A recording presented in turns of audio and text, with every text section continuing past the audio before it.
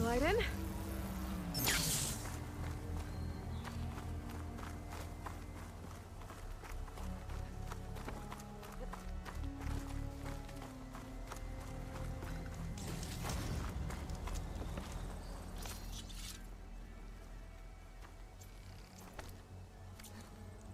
Glide in.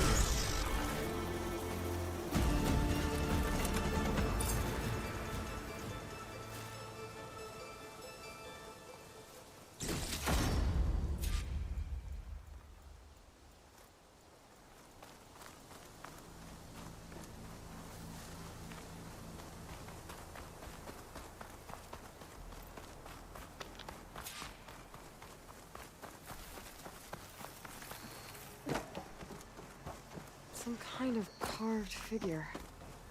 Huh. Looks like a boy.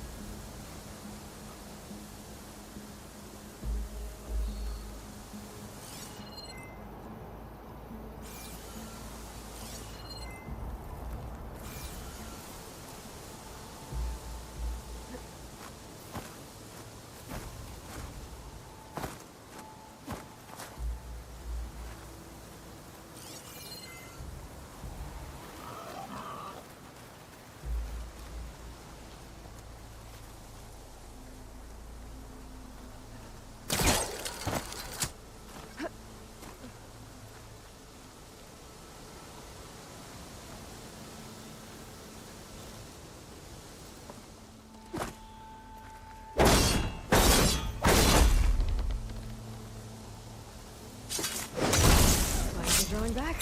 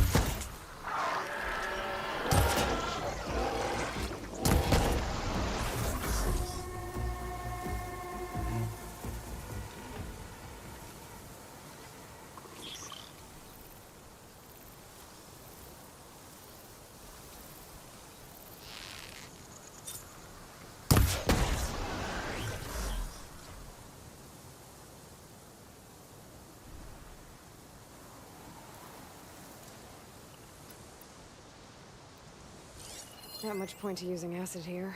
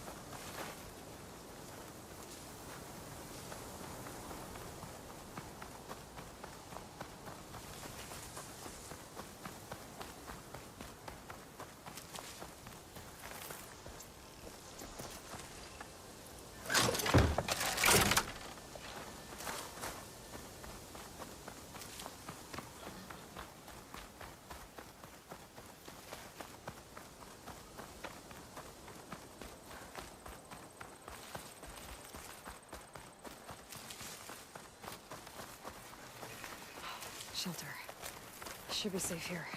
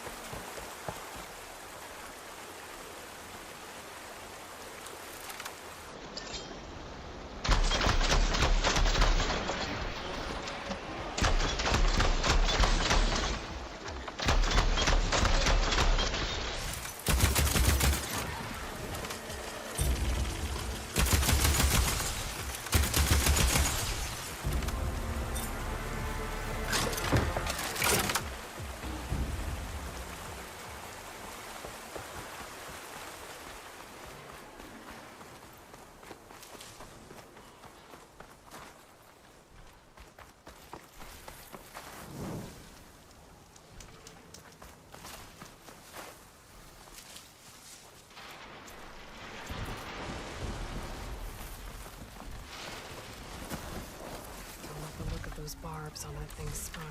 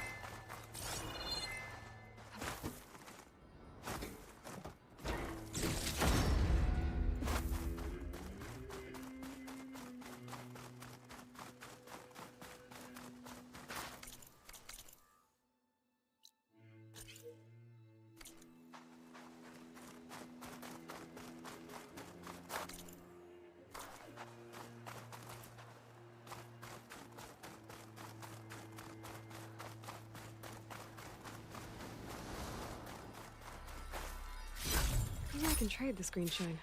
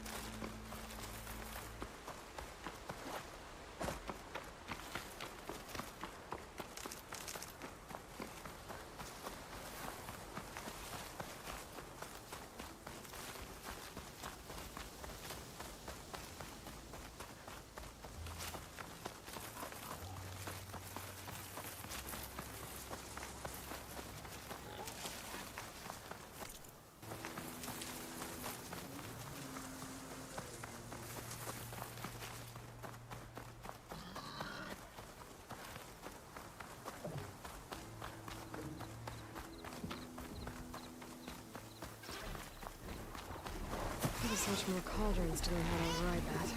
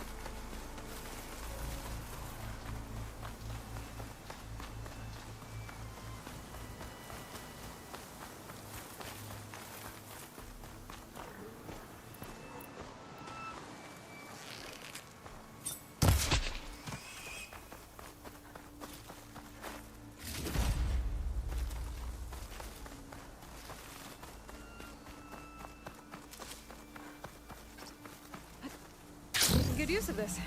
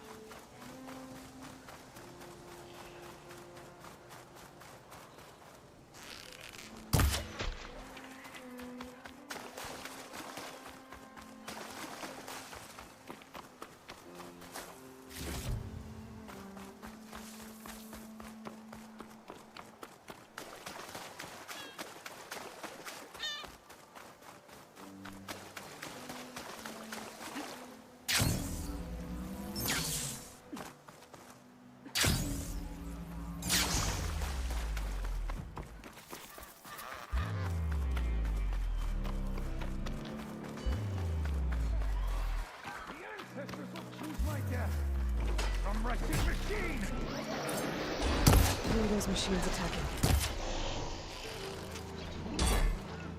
What machines are there in this city? The living ancestor. If fate brought you here, it must be to save Laura's.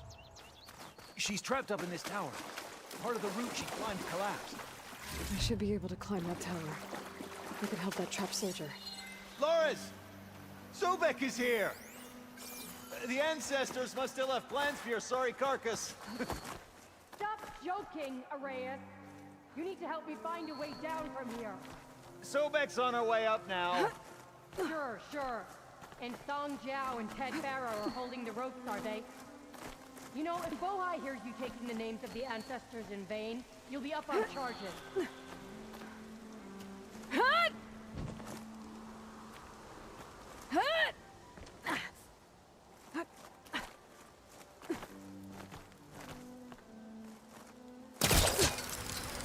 Time's broken. My polecaster should get me so you across that found gap. a way up, did you, Arrayus? Find that soldier. By the ancestors. We can cut the whole living ancestor speech. Let's find you a way out of here, okay?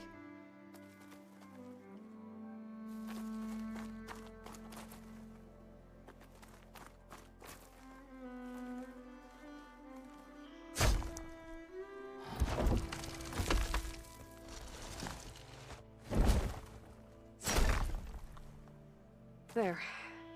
You alright? Yes, I'm lucky. Nothing broken. Tried to climb out and whole thing came down on me. I thought maybe that hole in the wall could get me inside the tower, but I can't reach it. Let's find us both a way off this tower. That gap in the wall leads back inside the tower. If I can reach it. There must be data in here somewhere.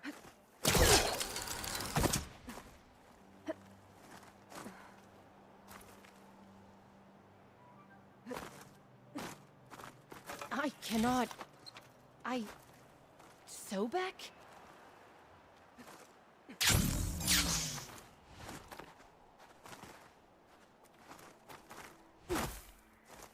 I have searched, but I could find no way out.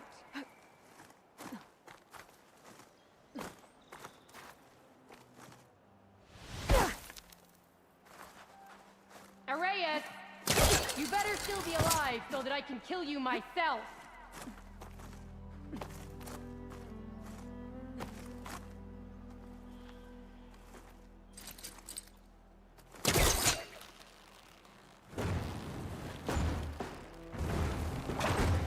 Yeah, it won't work this close.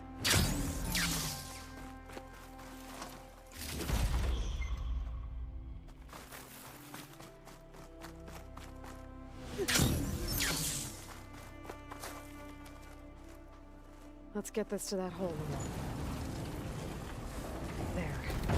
Can you climb up using this? Yes. All praise to you, Sobek.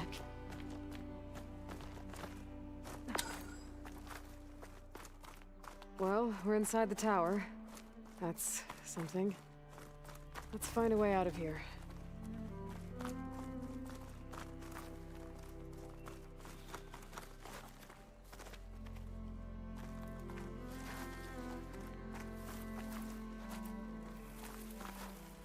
Here we walk in the footprints of the ancestors. The truth will be found. There. I can The break light that will wall. be shone.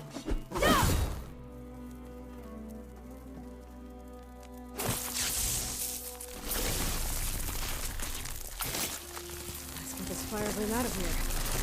We should be able to go out here. Thank you, Sobek. I will search for data, and then I will follow.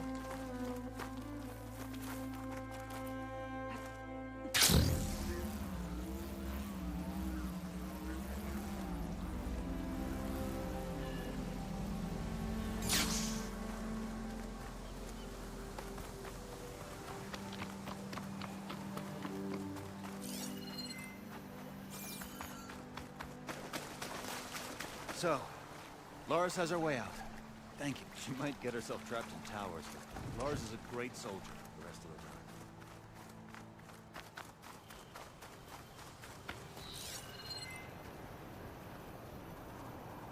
I can use shock ammo.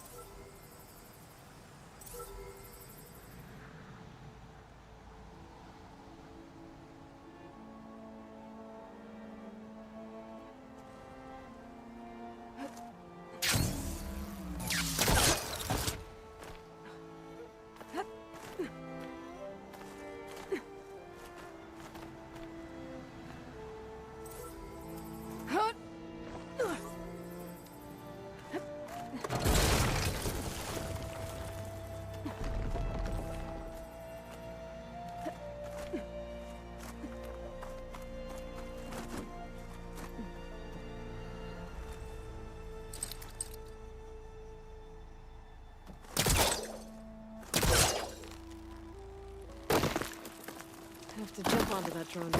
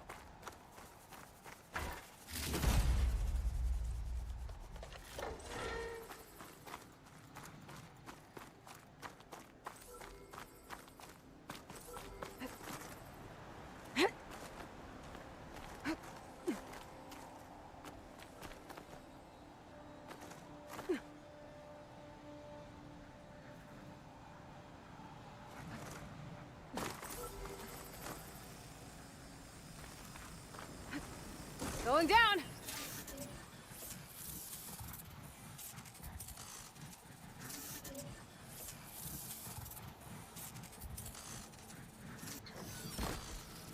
Okay, grab the drone's data.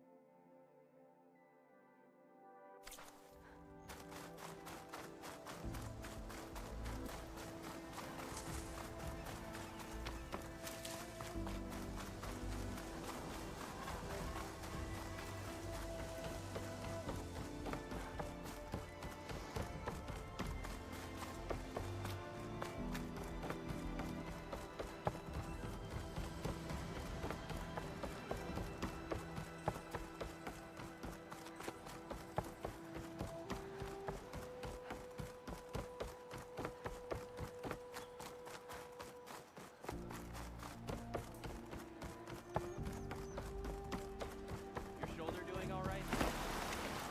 Sure.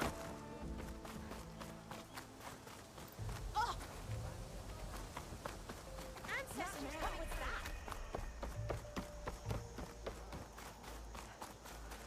There you are, on the mend already. Things you said last night being spoken. Please, Ancestor, please. It's about my brother. I don't mean to disturb you, but I've run my requests through every channel and I've gotten nowhere. Just take me through it. Apologies. My name is Jomar. I'm the weapons officer for this expedition. It's my job to ensure the troops are armed and prepared for what's out there. And I've failed to do so. My younger brother, Oris, his unit was sent to scout the tower on the northern side of the island. They should have returned by now. The Overseer has denied my request for a search party, and defying him would mean dismissal. Or worse. You think they might be alive? Oris has been obsessed with San Francisco ever since I can remember.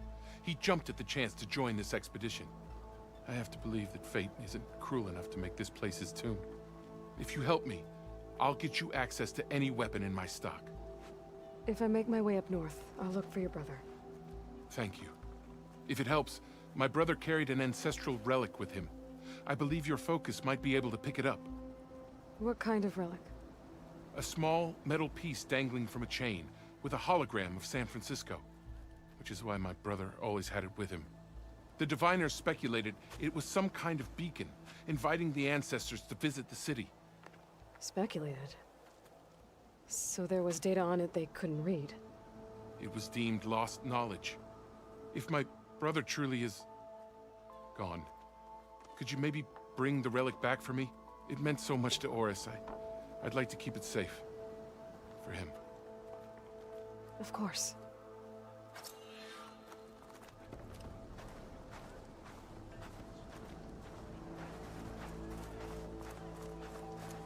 Hey, about it. We're okay, right? Shut it, would you? I should focus on the task at hand.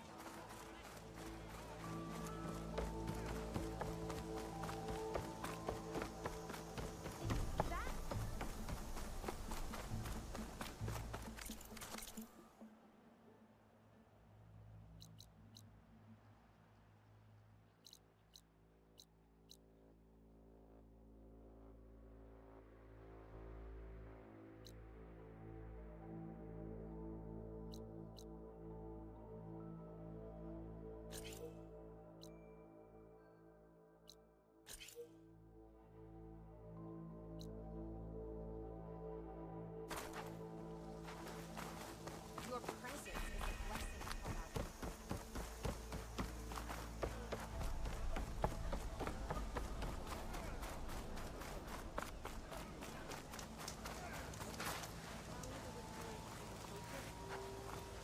Chin up, soldier. We've got a long day ahead.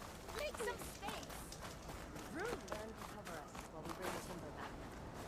These weapons won't clean themselves.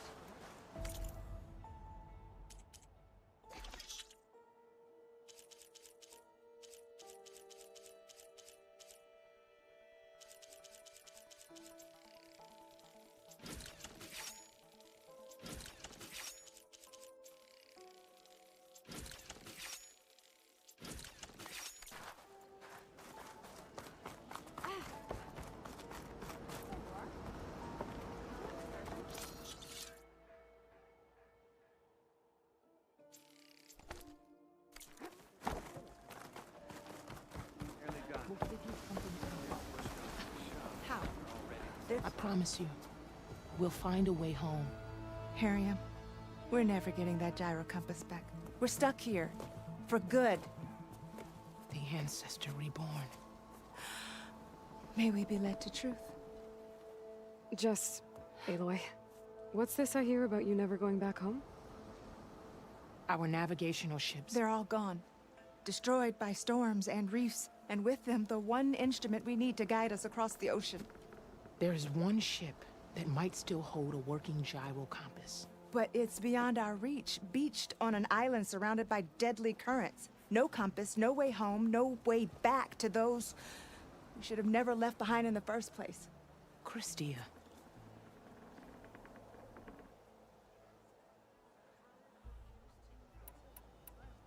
You said what you need is on a ship somewhere.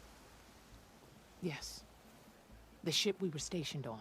The night we approached landfall, a sudden squall hit the fleet. While some ships managed to find safe harbor here, ours ran aground. The crew abandoned ship, hoping the ocean would spare us. I thought we'd drown for sure. Thank the ancestors we somehow got washed up on a beach southwest of here. Scouts found us and brought us to landfall. Not that it matters. The only ship with the gyro compass is grounded and surrounded by deadly currents. So what is this gyro compass you're looking for? It's a device used by the ancestors to help pinpoint a ship's location, but it only works if the readings are compared to a chart. How'd you get your hands on something like that? I guess it's safe to tell you since you carry the gift of the ancestors. The diviners found them on ancient vessels back in our homeland and modified them so we could use them on our ships. Without them, we're at the mercy of the seas. So you two are soldiers? Navigators, actually. I'm Harriam, and this is Christia. So you two know how to use this instrument? The gyro compass. Only I know how to read it. The diviners trained me. Harium was chosen to memorize the charts found in the Legacy. So you can't navigate the fleet without each other? It is the Quen Way. The greater the knowledge held by one person alone, the greater the risk it'll be used against the Empire, should we be captured by our enemies. Your tribe sure is... cautious.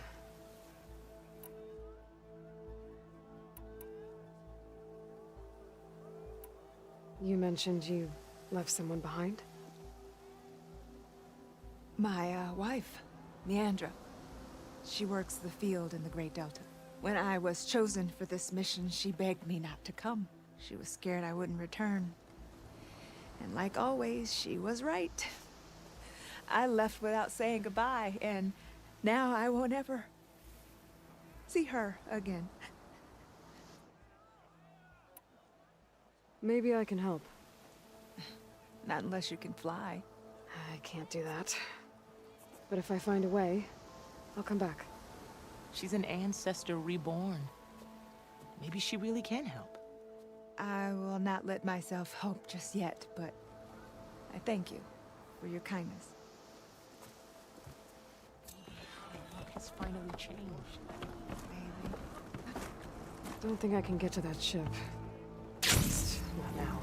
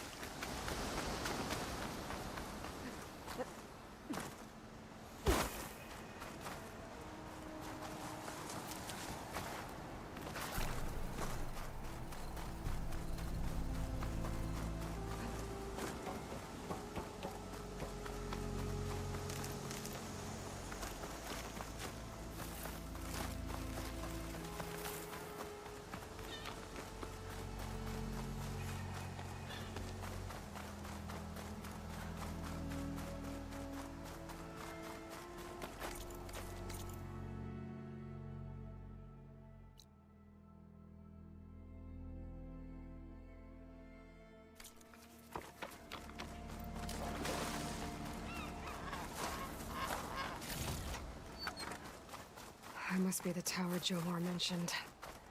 And it's full of sunwings. That can't be good. Whew. Well, that'll keep me awake.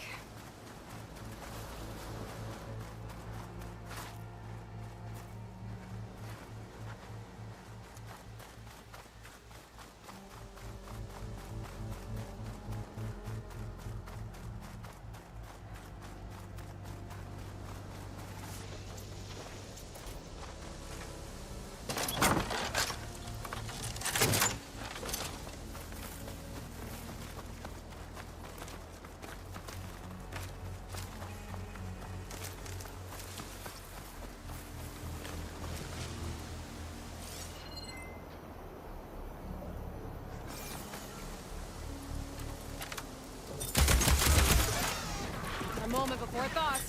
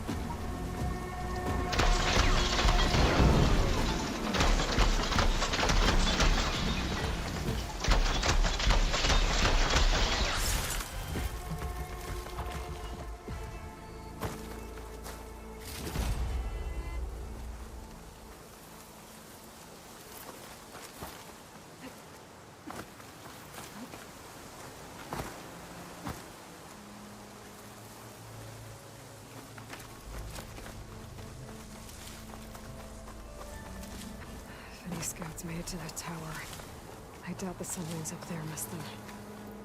I should check the place for survivors.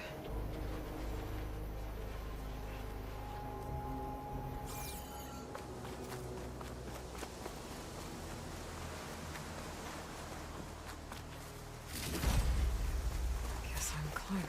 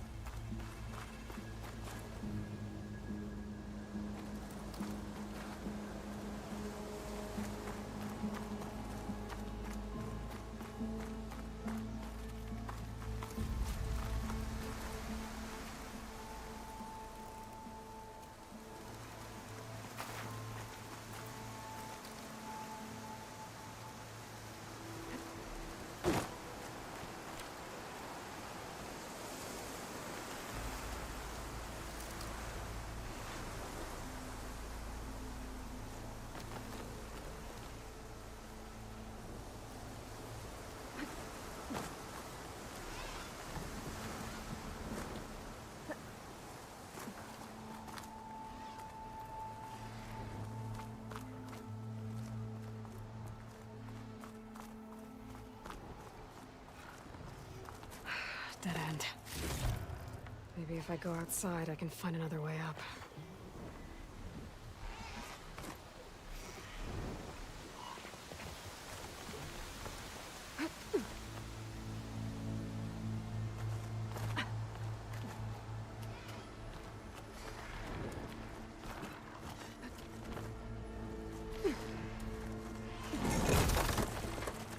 Oh, another close one.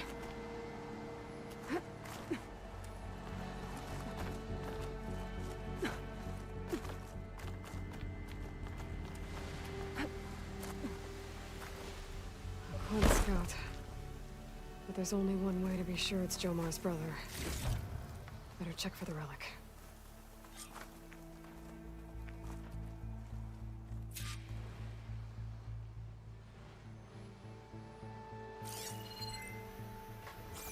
The relic. And my focus picked up data on it.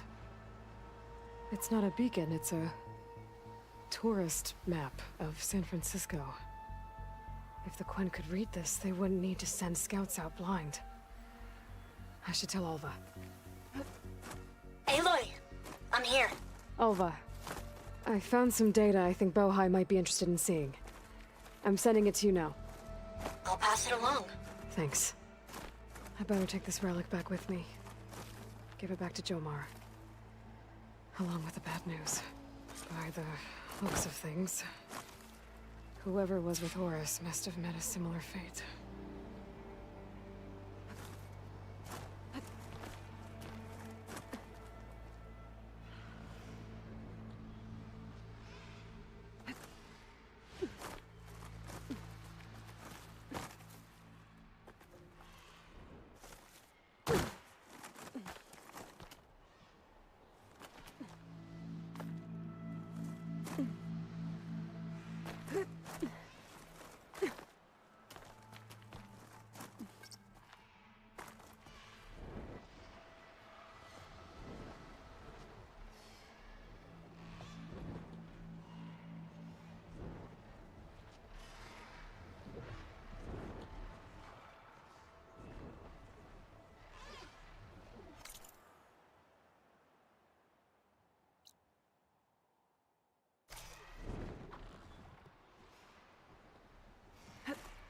Wings holding up?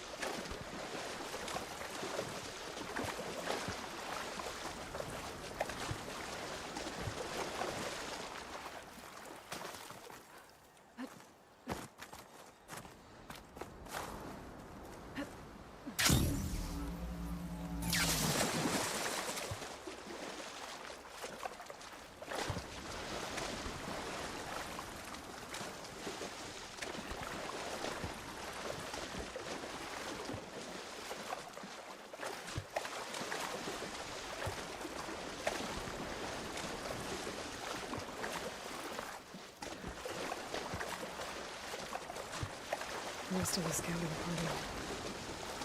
Except they were ambushed by machines. Horus must have escaped to the tower. Too bad machines got him there instead.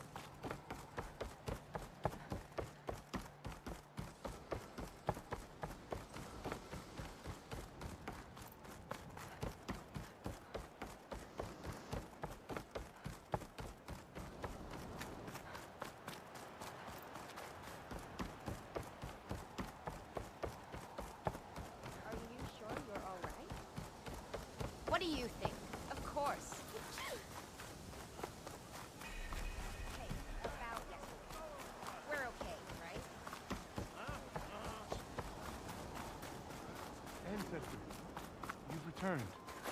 Did you? I'm sorry. How did he die? The tower was a sunwing nest. He went in there looking for cover, but he was holding on to that when I found him. Horace. I read the data on it. It had a map that can help your people get the lay of the land without risking more scouts. All of us sharing it with Bohai right now. It's a good thing your brother protected it. I'd trade all the data in the legacy to have my little brother back.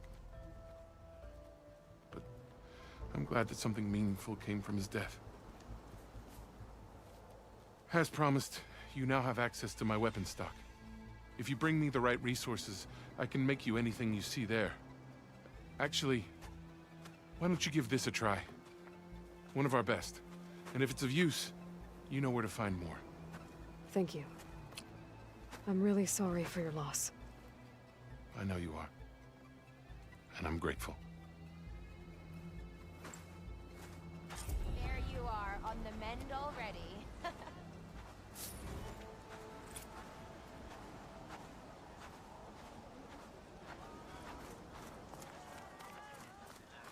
Your shoulder doing all right?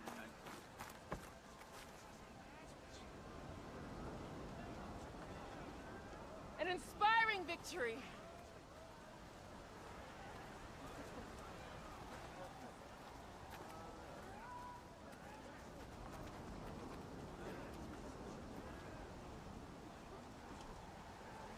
I can provide you with powerful weapons if you so wish, Ancestor.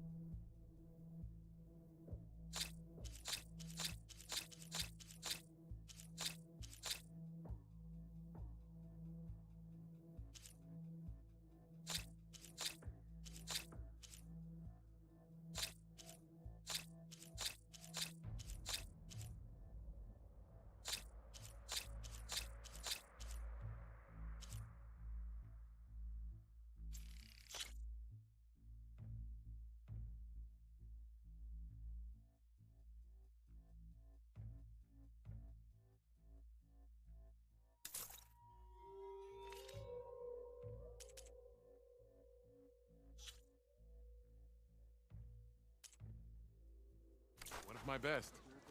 Use it wisely.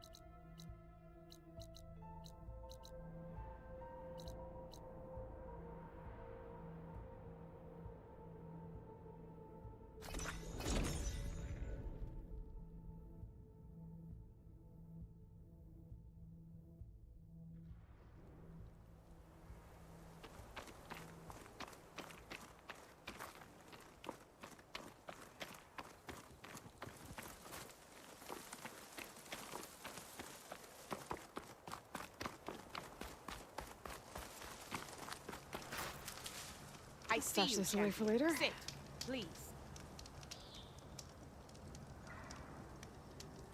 A squad of young ones recently returned to Scalding Spear, our main settlement just west of here. Apparently, they lost a soldier to machines during a training mission in No Man's Land. Just goes to show that the wilds can be just as dangerous to the east as they are here. Be careful out there. Will do. Don't let the Feeling pretty there might be land Sakura squad. If you walk by, It's dead I should miss check out up on a her when I good can. trade.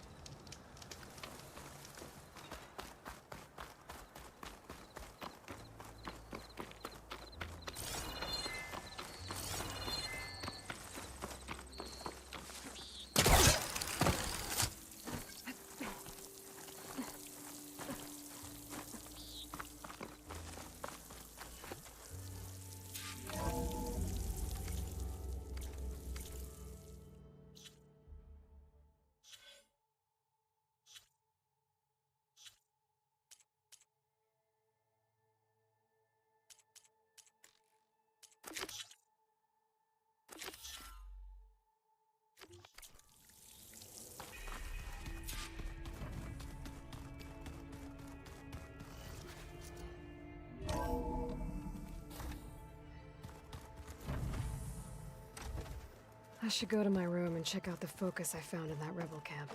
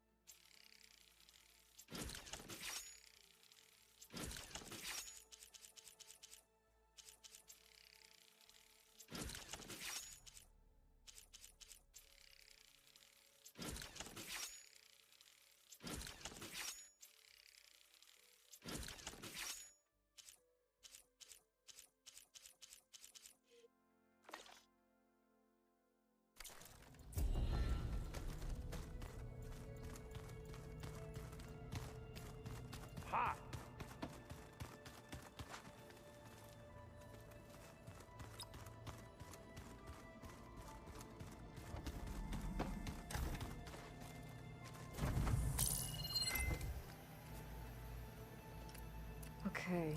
The focus I got from the Sons of Prometheus is encrypted. But with a little time, I should be able to hack it. There. Got it.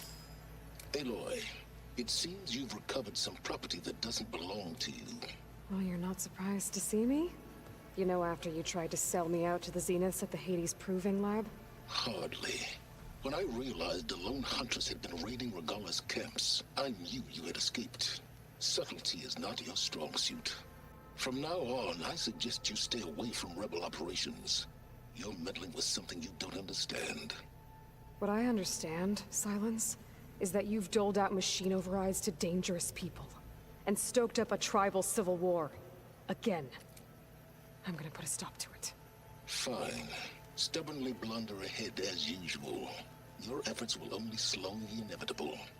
A warning, though. The Sons of Prometheus are very tenacious, and they want your head.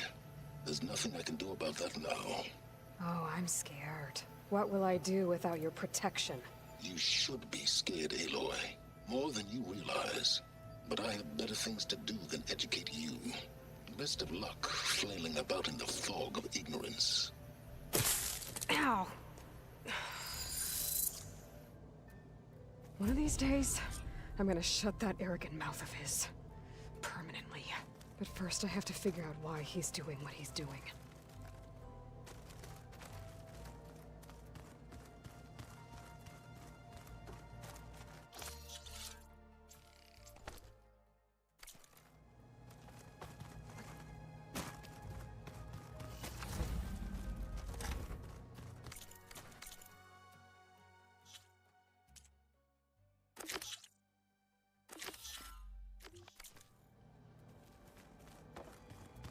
How can everything taste like chicken?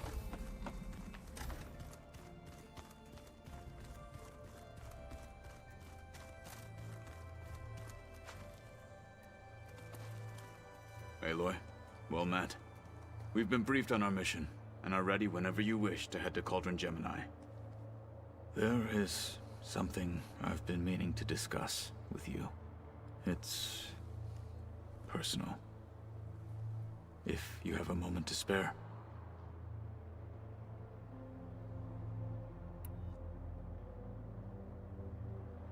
You said there was something you wanted to talk about? I've been speaking with Gaia. She mentioned that the Zeniths bind metal with flesh to make themselves stronger.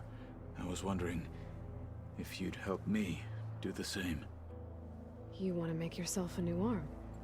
Yes. Gaia insists she can help me build such a thing if I can get the necessary data and materials. She believes these things lie in the place where Beta hid from the Zeniths. Their ancient research lab. I am not as familiar with old-world machinery as you are. I could use your assistance. It might be dangerous. The Zeniths probably still keep an eye on that place. We were lucky to get out of there alive the first time. I see. It sounds like this is worth the risk. By the 10, we shall see it through.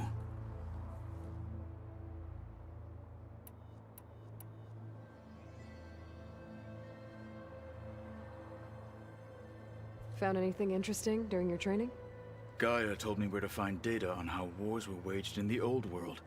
I knew the 10 fought against machines, much as we do now, but it seems they were among the last of their kind. Later, machines battled other machines on behalf of greedy leaders, as they vied for lands and spoils. At least the Tenakth have the courage to put their lives on the line when conflicts arise. There is nobility in that. But maybe we just need fewer conflicts in the first place. Yes, of course. Hekarro would have it so as well.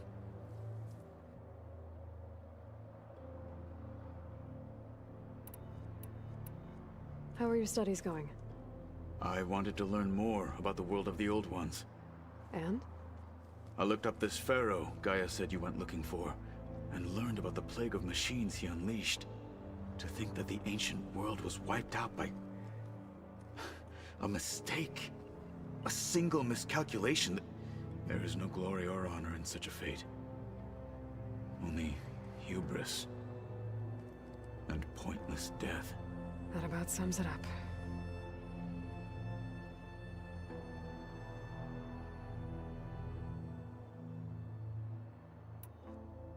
What do Tenakth do to relax? You know, to take a break from training? We play strike. Your Oseram friend, Erend, is surprisingly good at it, although he has yet to beat me. It helps one think strategically, hones the mind for tactics. Somehow that still sounds like training. Have you spoken with Alva? The Quen is peculiar. Nothing like a Tenakth. Her mind is sharp, that much is certain. But it's hard to imagine her surviving in the wilds. Trust me, she's tougher than she looks. I will take your word for it.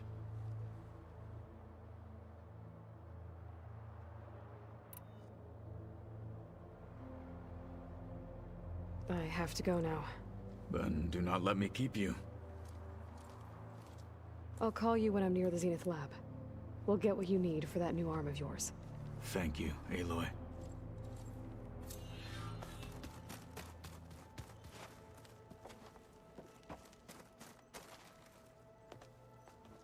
Welcome back. Good to be back. Have you met our new Quen guest yet? I could barely keep up as she gave herself a tour of the base. Varl gave her a new focus. Though when he told her she was free to access all the data we had here, she turned so pale I thought she'd faint on the spot. We showed her to the archive room so she could see for herself. She hasn't left the place since. Sounds like Alva. Oh, I also wanted to give you this. For helping with the land gods. Plainsong is in your debt. Thank you, Zoe. You deserve much more for all you've done. May the land always bloom in your steps. And yours?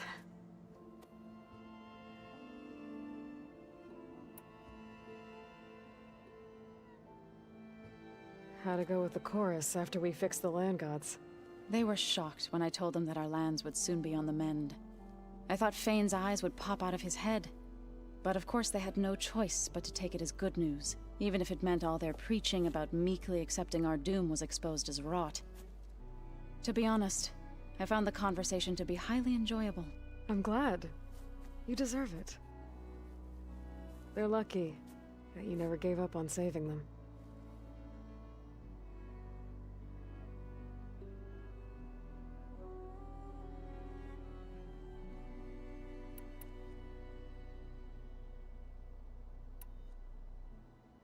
How'd it go with the chorus after we fixed the land gods? They were shocked when I told them that our lands would soon be on the mend. I thought Fane's eyes would pop out of his head. But of course they had no choice but to take it as good news, even if it meant all their preaching about meekly accepting our doom was exposed as rot. To be honest, I found the conversation to be highly enjoyable. I'm glad. You deserve it. They're lucky that you never gave up on saving them. Read anything interesting lately? I found out the old ones use leaf infusions like the Utaru do. Tea, they call it. Apparently it helped soothe them.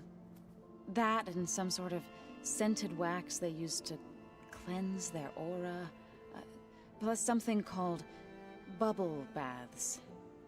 Me, I think I'll stick to singing to calm the nerves. How are things with everyone? Slightly quieter. Aaron's been busy scouring data on his newest obsession. Apparently the old ones wrestled machines as some kind of performance. Called it metal versus meat. A must-see battle between steel and flesh, as Aaron likes to put it. You'd think we have enough of that going around as it is. I need to get going. Right. You've retrieved the Omega clearance. That means we'll be going after Hephaestus soon. I'll make sure my gear's ready.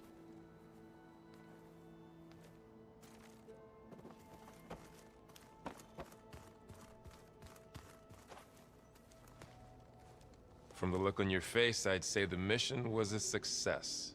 I got Omega clearance. Is everyone ready to head out to Cauldron Gemini? As soon as you give the word. Did Alva make it here all right?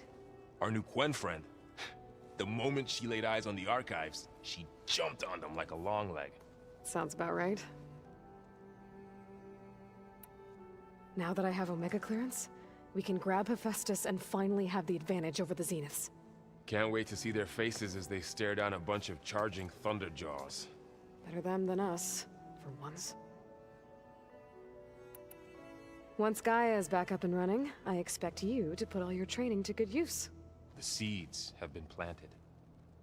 All they need is a chance to bloom. What? I thought that was pretty good. Zoe liked it. I'm glad you and Zoe found each other. Don't forget, you're to blame for that.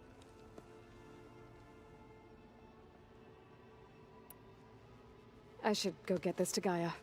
Of course. Let us know when we're needed.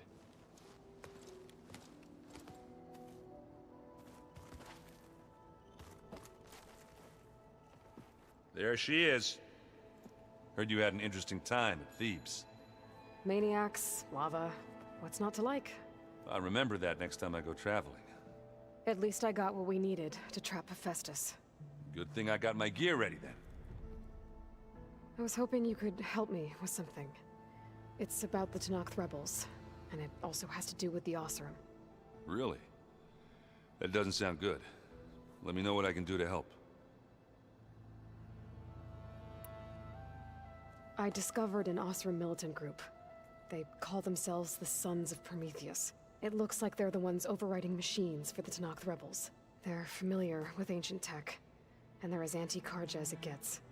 So, last year we stopped Dervahl and his cronies from blowing up Meridian in retribution for the Red Raids. And now you're telling me we have another group of Oseram trying to wipe out the Carja with an army of machines and bloodthirsty Tenakth? Pretty much. Well, that's just great. Is there any way you can help me find out who they are? Anything to track them down and stop them. Well, I could have the Vanguard check Chain Scrape and Barren Light in case they're moving any supplies through there. But if they are, I'll bet they're being careful about it. Yeah. And they have focuses too.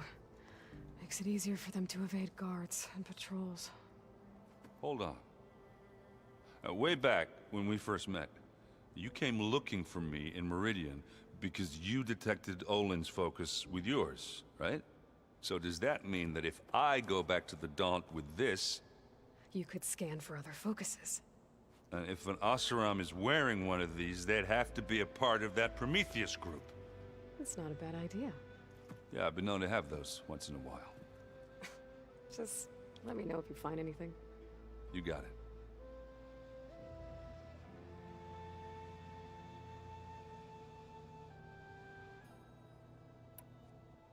You should know. Sylens is involved with the Sons of Prometheus. He's the one who gave them the override tech to begin with. Why doesn't that surprise me? That's probably all part of some master plan, huh? At least we know we're good at wrecking those. Damn straight.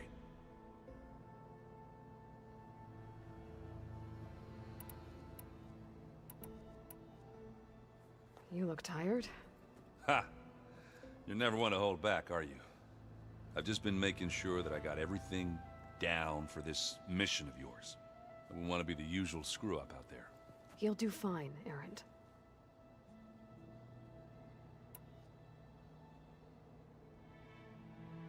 Have you spoken with Alva yet? Yeah, when she's not reading the archives like a giddy kid drinking her first ale. She took to that new focus quick, that's for sure. I gotta say, I'm a little jealous. But I can see why you two hit it off.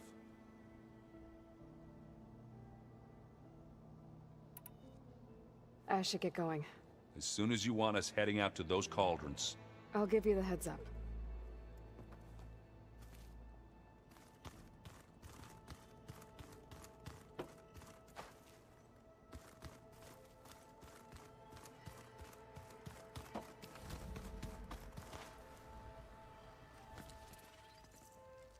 Aloy! Right to work, I see. There's just so much. I mean, we knew of artificial beings that served the ancestors, but Gaia? Oh, she's amazing! And you, a true reincarnation of an ancestor. genetically speaking, of course, not like the, late CO. And there's more ancestors out there, returned from beyond the stars. Of course, they're trying to kill us, which is not great. And Eric Visser is with them, which is disturbing. And then there's Hephaestus, and... Okay. How about we take it one step at a time? You're right. I also owe you an explanation for everything that happened at Landfall.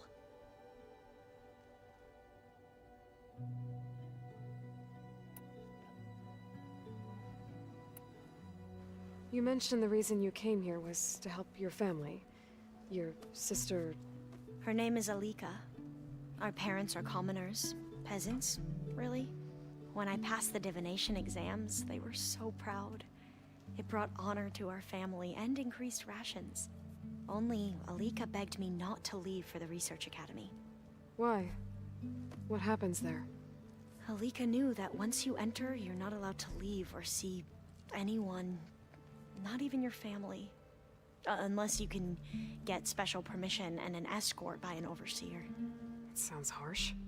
Like the focuses we keep, diviners are few in number, and the Empire is, well, fearful that outsiders will try to steal our knowledge. Last time I was allowed to see my family was just before our voyage here. Because of my position, I was able to get them refuge from the floods within the capital. But if our crops don't recover soon, they'll starve to death along with everyone else. I promise I'll do my best to make sure it doesn't come to that.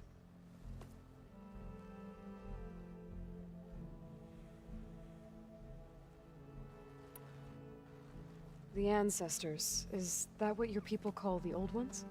Yes and no. The Ancestors are the greatest of the Old Ones. Those whose legacy taught us agriculture, medicine, warfare, leadership, and patronage of the science and arts. The CEO called Elizabeth Sobek an assistant. What's that about? Right. Well, any Old One who has made minor contributions or worked extensively under one of the Ancestors is called an assistant. That's how we thought of Sobek, until we met you. Our limited access to data past the late 2040s has obviously misinformed our view of the past.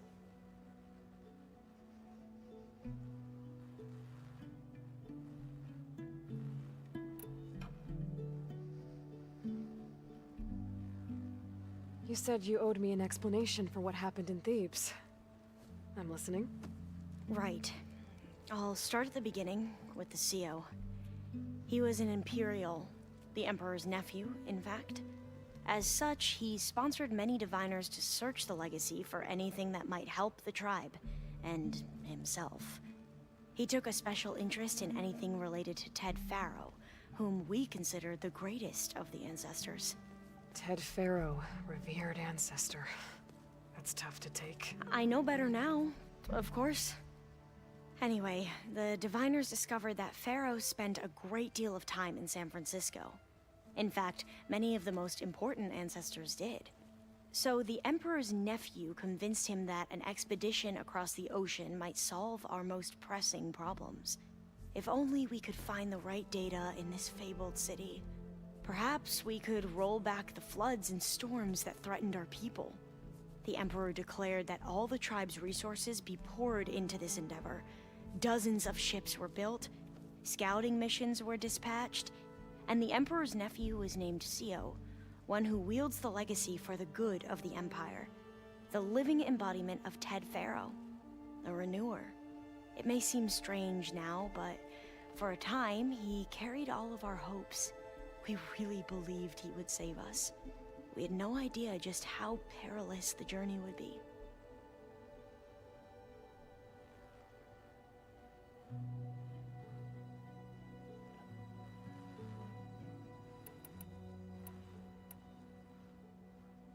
You said the expedition across the sea was more dangerous than you thought it would be. What happened? We lost most of our ships to hurricanes, and scores of soldiers perished to hunger and disease. And that was before we even hit the coast.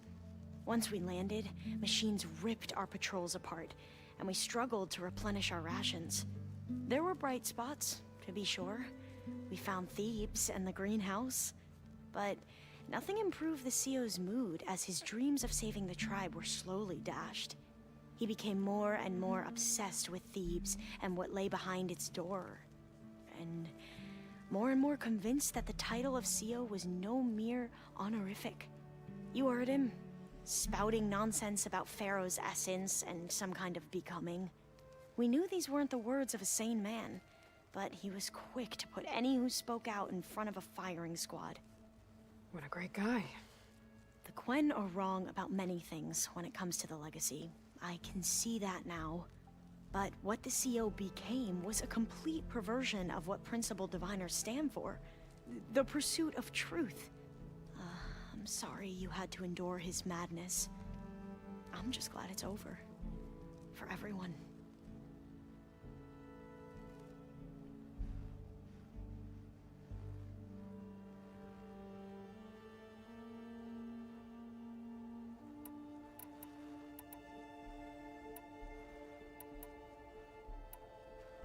So, Bohai, your overseer.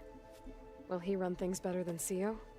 He won't execute people on a whim, if that's what you mean. But he's hardly a paragon of integrity. I can't tell you how many times he took credit for data in the legacy that I uncovered. The best thing I can say about him is that he can be trusted to always do what's best for him. Yep, sounds about right.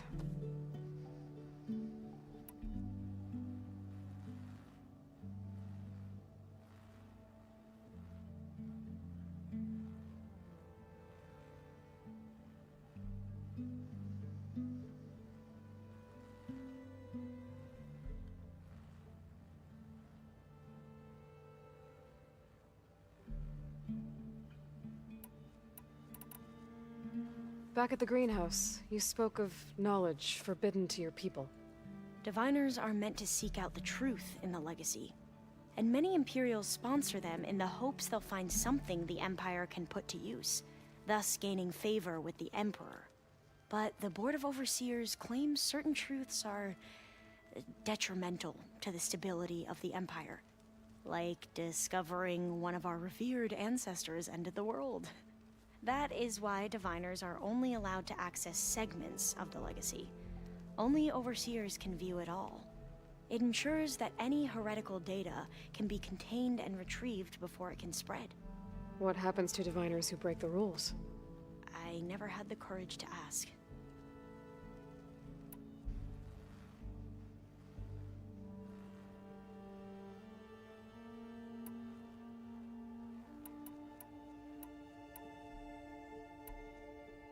You mentioned Eric Visser. How do you know about him? The Zenith who tried to kill you? He is known to the Quen as the Protector. Combing through data related to his work led us to breakthroughs related to weapons and military tactics. Knowledge our rulers used to conquer and expand, to become the empire we are today. That's why he's one of our most revered ancestors. But, based on your encounter with him, it appears he's even more ruthless than we ever imagined. Yet another distorted interpretation in the legacy. Well, at least you're piecing together the truth. If only the Overseers back home would do the same.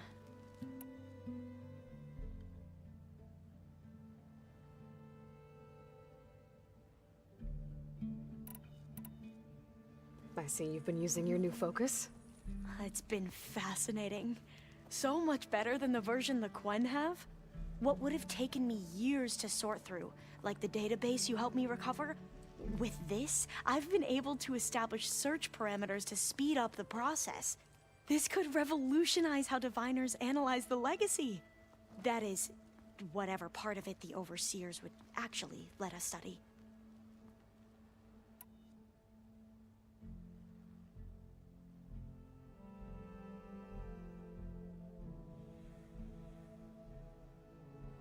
You wanted data, you'll find lots of it here. A Diviner has never had this sort of unsupervised access to archives such as this. And knowing you, I suspect there is much that would normally be forbidden held within them. But I was sent here to help you. I would be remiss to ignore any truth laid before me. Maybe it'll help the Quen find their way back to the path of truth.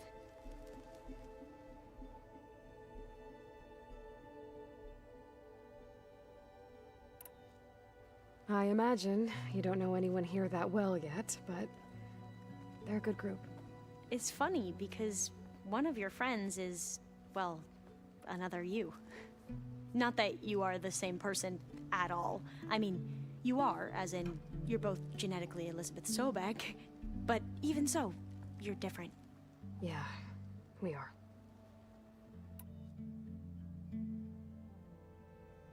I hope everyone's been treating you okay. Oh, yeah, of course. They've all been extremely welcoming. And they share the knowledge they learn on their focuses with each other freely. It's refreshing. Back home, diviners can only share data with the permission from the overseers. Sounds restrictive and stifling. Yeah, you are not wrong.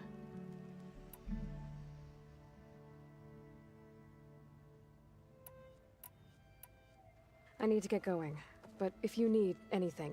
All I need is to help you succeed in your mission.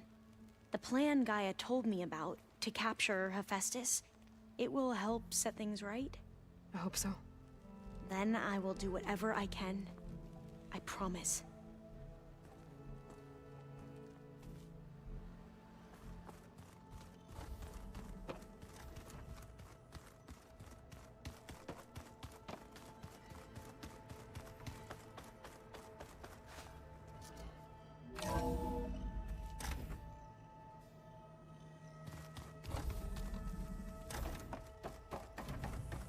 Welcome back.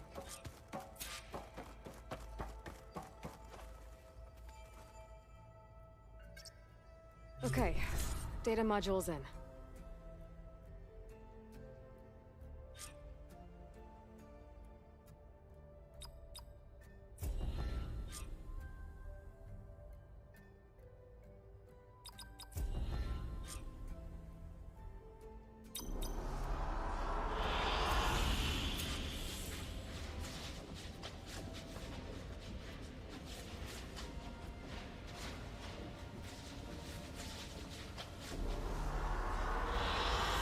Good choice.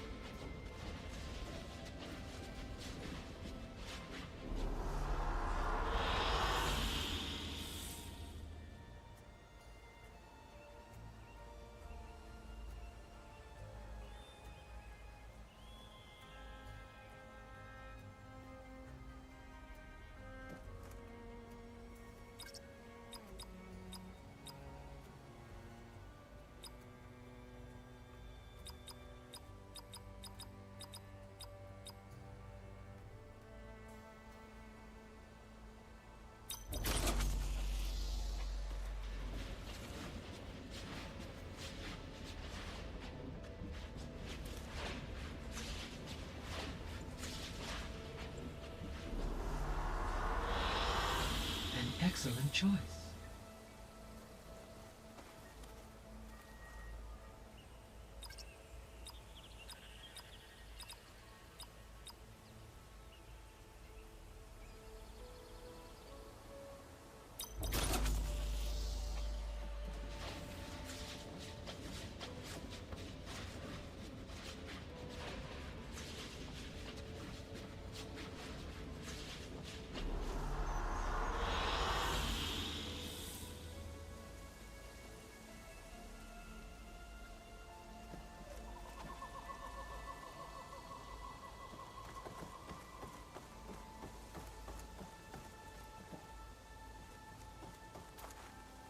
Aloy, I know your experience in Thebes was unsettling, but we have a new problem. Did something go wrong with Beta and the rig? Will we be able to transport you to Gemini? The rig is complete. The problem is Hephaestus itself. It has accelerated its proliferation throughout the Cauldron network, increasing its power. But with your sub-functions restored, we can still succeed, right? Correct. But the net effect is that absorbing Hephaestus will take longer than previously calculated. How long? Even with Omega clearance, my current estimate is that the merge will take 35 hours. And each hour increases the risk of detection by the Zeniths.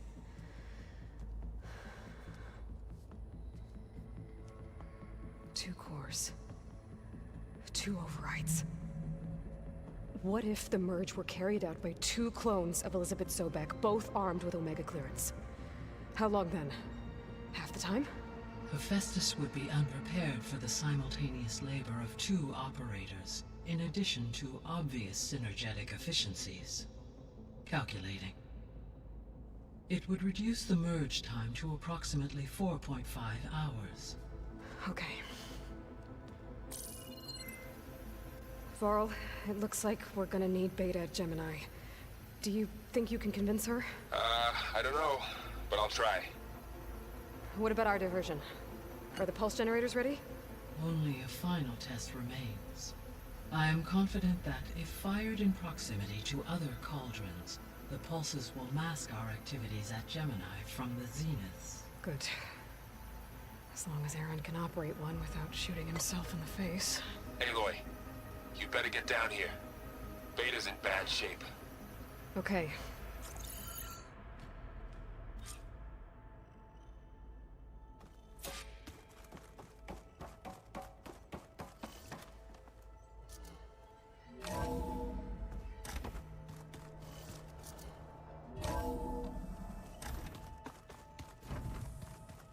So the old ones painted their faces with something called makeup.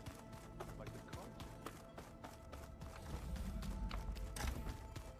Aloy. I tried, but it's impossible. I don't think anything will convince her to go. We don't have a choice. Good luck.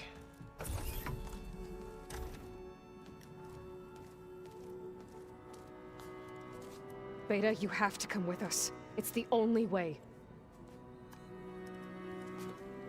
It's one mission. The most important one. We need you. Tell me why you won't go. What if they take me back? Alone, in a cell again. Their slave. Forever.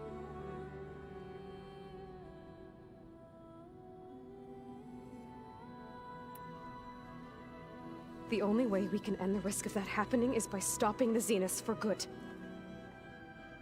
And in order to do that, we have to get Hephaestus. The Zeniths are a threat to everyone, Beta, not just you. So find your courage. That's easy for you to say. You still have no idea what they're capable of. I told you from the beginning, we'll never beat them. It's hopeless. Beta. Leave me alone! You don't understand!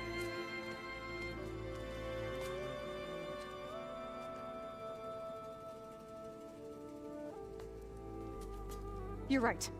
I don't understand. We have the same genes, the same mind, the same heart. So why can't you find the strength to do what has to be done? Like Elizabeth would. Don't you think I've thought about that? I don't know what piece of Elizabeth I'm missing. I don't know what you have that I don't. I look through all the data from your focus. You were raised as an outcast, shunned, and isolated just like me, so what's the difference? What's my defect?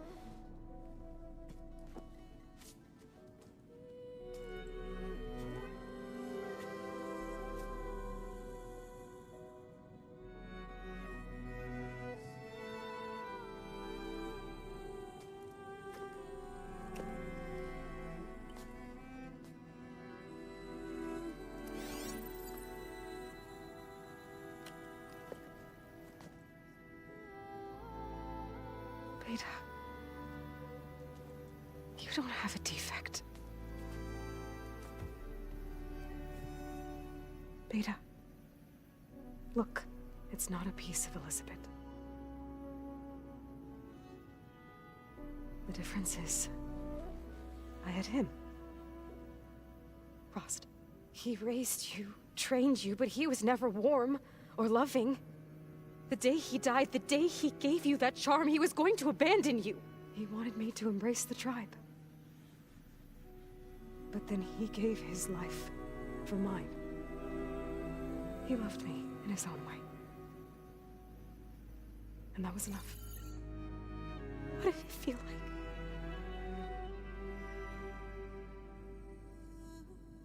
It was like having the strength that was always there. It's still there. Even now I hear him in my head when things get bad. When it looks impossible, look deeper. And then fight like you can win.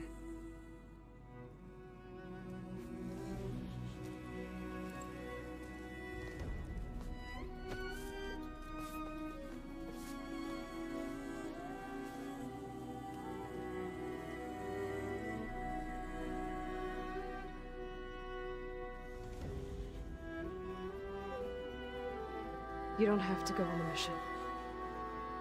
We'll find another way.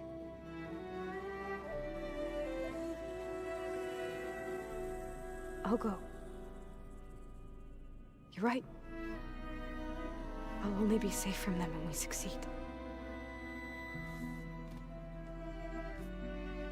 But you have to promise me one thing. Yes, of course. If it goes bad, if the Zeniths find us, I don't want to be their slave again. Do you understand? Okay. Promise? I promise. I could use as much time as you can give me to study up on the merge, to make it as efficient as possible.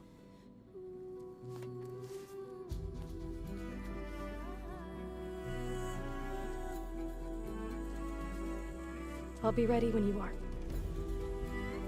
I swear.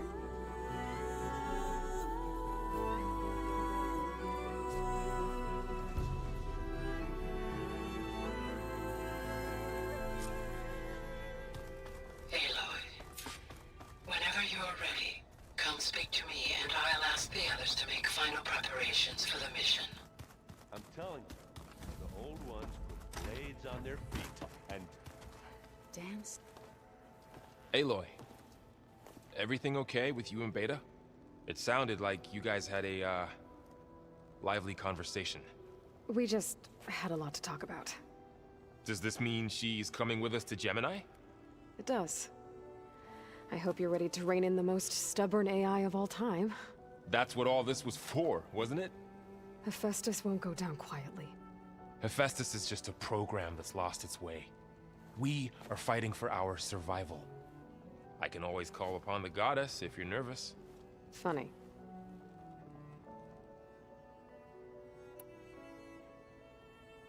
You were right, you know.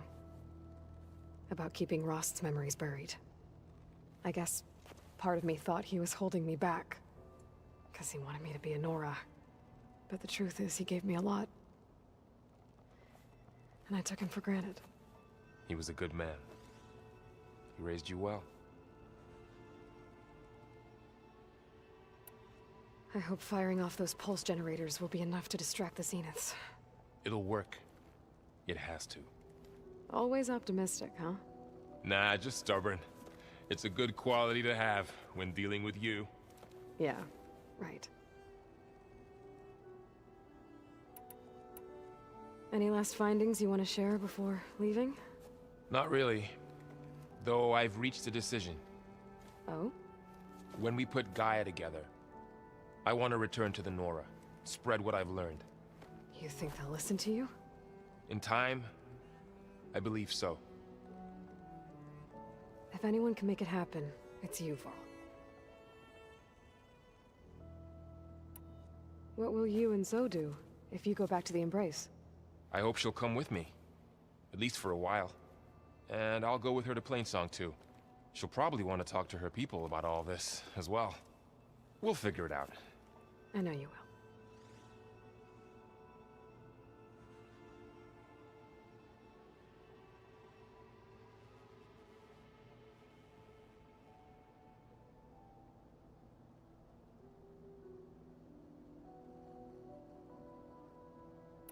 How does everyone seem to you?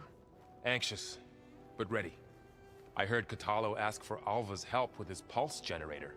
And I know he's been helping her with a few fighting techniques, just in case. I hope they aren't needed.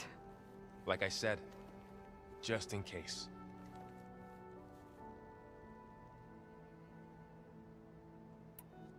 I'm glad you're coming with me, Varl. Sure there's no urge to run off alone in there somewhere? No more running.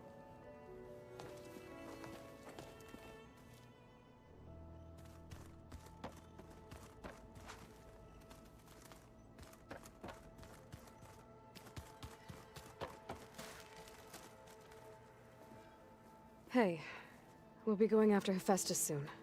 You good with the plan? I've already got the location of my assigned cauldron. Good. I heard you and Beta had a talk. News travels fast. It wasn't exactly a quiet conversation. There were just things that needed to be said. A healthy crop to those who clear the weeds between them, as the Utaru say.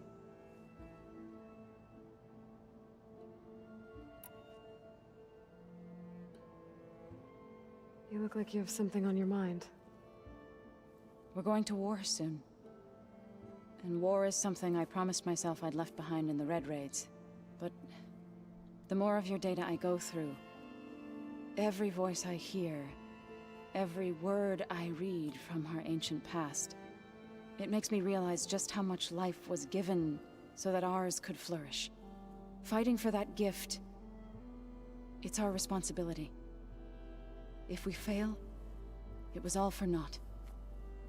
Helps to know you're not alone. For a moment there, you sounded like Varl. I don't know what you're talking about.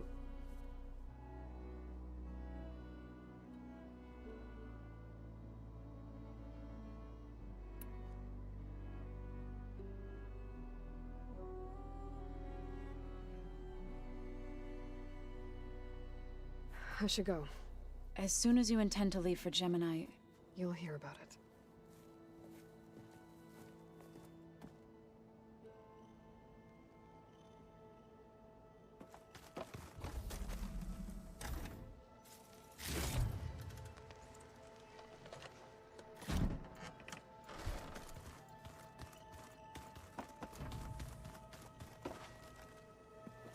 Hey, I thought I'd check in before leaving for Gemini. Are you sure we shouldn't be checking up on you? Whatever went on between you and Beta sounded intense. Not that I'm judging. Forge knows all the screws flew loose every time Mercer and I fought. I think we'll be fine from now on. I'm glad to hear it.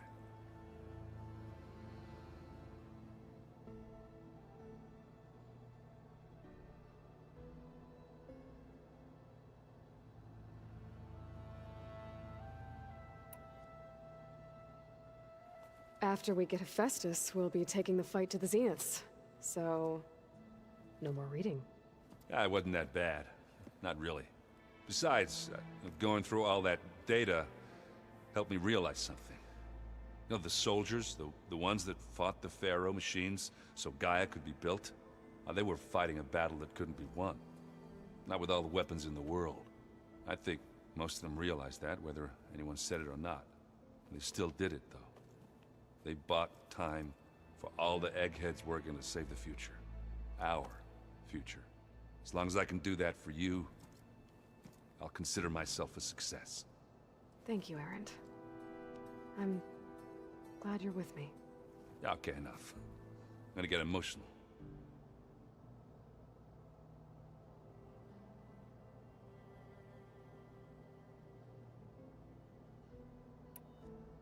Anybody take you up on that ale you brought yet? Zoe can't stand the smell of it. I tried Alva, but I don't think she knows what taking a break means. And I'm not putting Varl anywhere near that stuff after that victory party in Meridian. What about Catalo? Ah, now there's a man that can hold his liquor. Pretty sure we downed half a keg. We had a good chat, I think.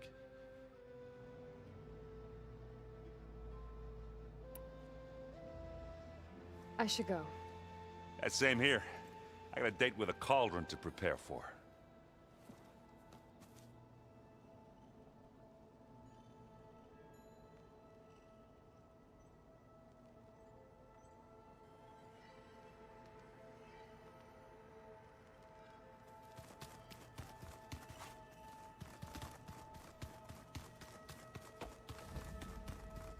Right, so...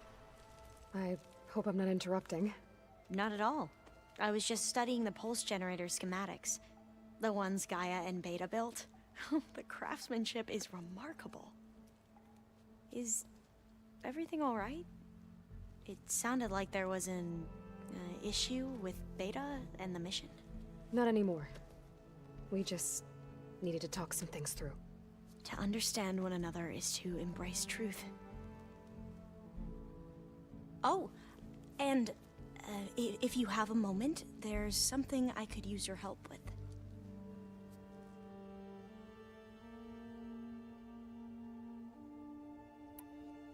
You mentioned there was something you needed help with? Yes. So, as I was sifting through data from the greenhouse, I found references to an old world system back in the Great Delta. It's called Leviathan. My people discovered it decades ago. A sprawling network of river gates and a labyrinth of underground tunnels. The legacy revealed that the old ones used it to control flooding. But we've never gotten it to work. The whole thing is shut down. But the data from the greenhouse mentions the research facility where Leviathan was created. It's in San Francisco. Another Pharaoh facility? No. Leviathan was a project by Eileen Sasaki, another ancestor. So the legacy tells us, anyway, if we can acquire that data, we might be able to fix the system back in the Great Delta. Every year, my sister gets terrified when the long rains begin. With Leviathan, maybe she won't have to be. Okay. So, where in San Francisco is this facility? That's the thing. The data doesn't say where, exactly. But one of our diviners has been exploring the ruins. He might know. Would you come with me? I have a feeling that wherever this facility is, well, you're much better at fighting machines than I am. Of course. I'll let you know when I'm in landfall. Thank you, Aloy.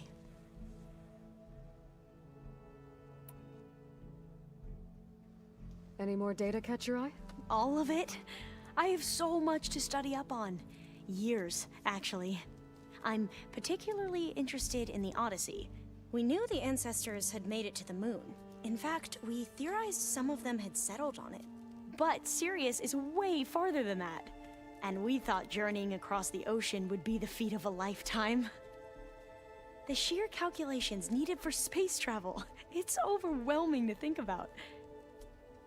Even so, the Quen are way ahead of other tribes when it comes to understanding this stuff. Where I grew up, everyone thought that stars were sparks that rose from a fire lit by the goddess to guide us through the night.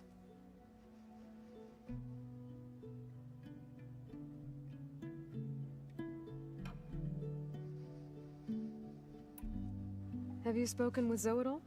A little bit, but I did hear her singing with Varl not too long ago. I don't think they noticed. Zoe seemed so free when she did it. Like every emotion she had was taking flight in song. And she looked happier because of it. I felt so dull and nervous in comparison. You should ask Zoe to teach you sometime. About Utaru music. Maybe.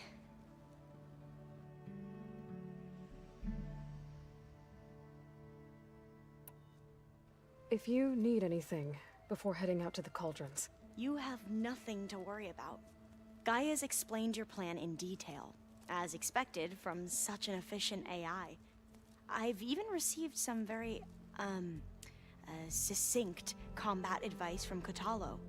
You know, in case the Zeniths show up. What kind of advice? He, told me to run. For now. We'll even the odds soon enough.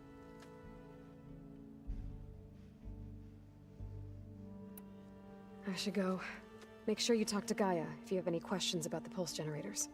May your path lead to truth. And, like I said, I'll let you know when I'm in landfall. We'll find the data you're after. I appreciate it.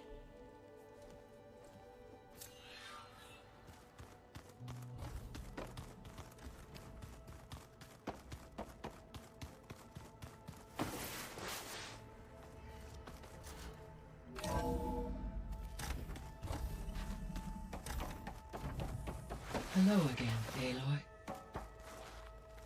Hello, Aloy. So, I guess you heard all that below? With Beta? Yes. I am continuously impressed by the complexity of human relationships. Despite the unpleasant circumstances that led to your quarrel, I am pleased to see you have both found an agreeable resolution. Well, two heads are better than one, right? Yes, I believe so. Are you ready to depart for Cauldron Gemini? Or we can continue our conversation, if you like.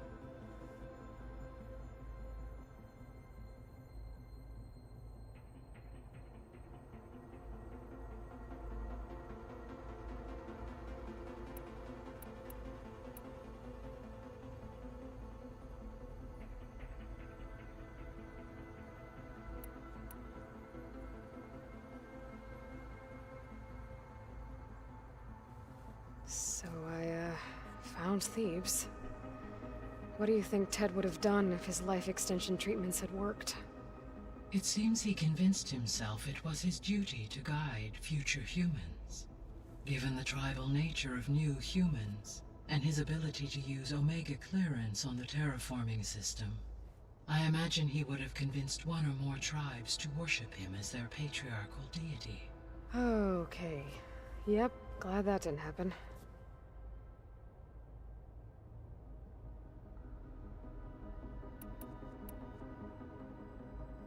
Gaia?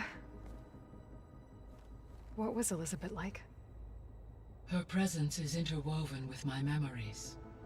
The moment I came online, she was there. We exchanged greetings, names, then set to our task. It was the first of many conversations. I enjoyed being in her company, listening to her stories. She was my creator, my guide. Your friend? Yes. When I reviewed the data on your focus, I was saddened to learn of her fate, though I am glad she made it home. I deeply wish she did not have to be alone. She was okay with that. She gave all of herself. Did all that she could. Thanks, Gaia.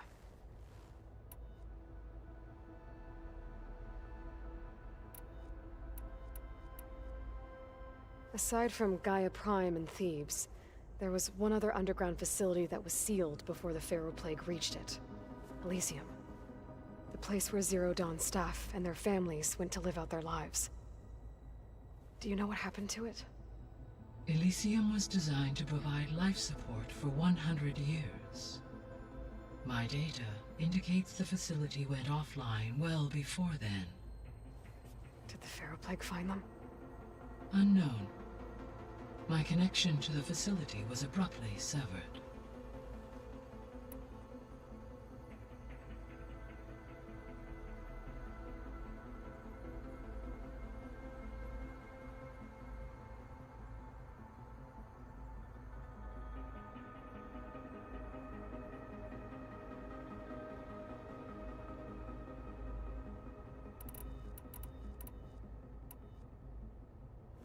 So I guess this room was meant to keep an eye on conditions outside? Yes. From here, the facility's operators would have been able to observe weather and machine activity in real time. It may be possible to restore more of this room's functionality should you find and reconnect additional camera feeds. I'll keep a lookout.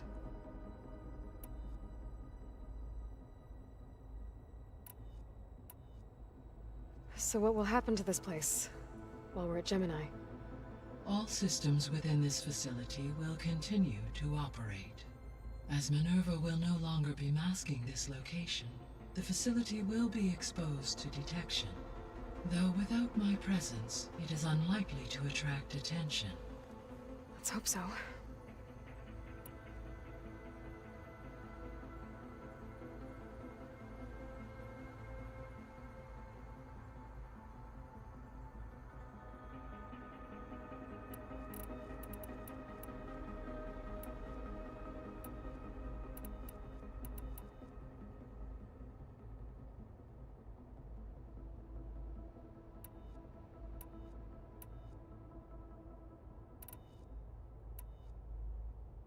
So our plan to capture Hephaestus.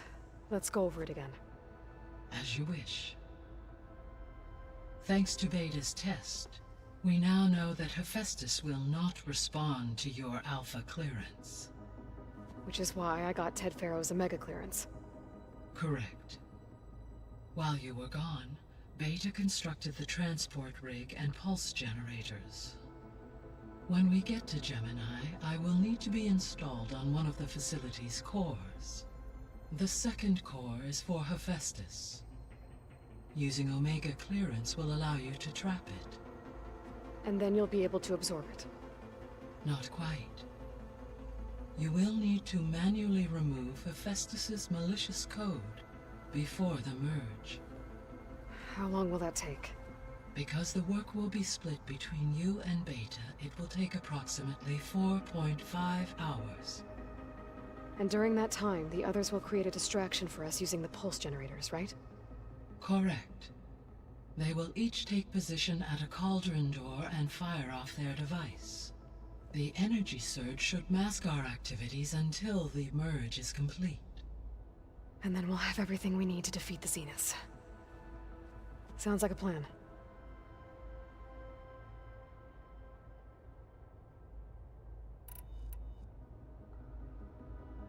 How's all of us settling in?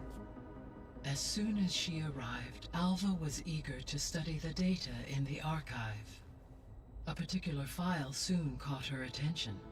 Information about a machine assistant devoted to keeping living spaces neat and orderly. I informed her that once I am empowered with the abilities of Hephaestus, I may be able to design such a machine. I'm sure she'll like that.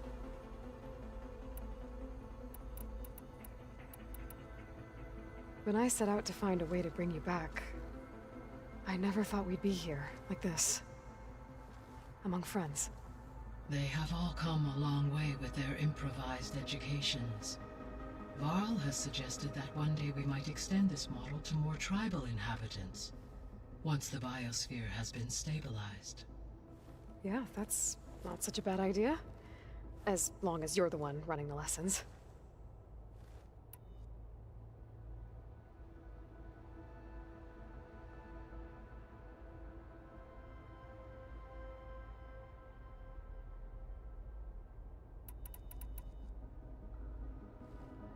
So, about Beta.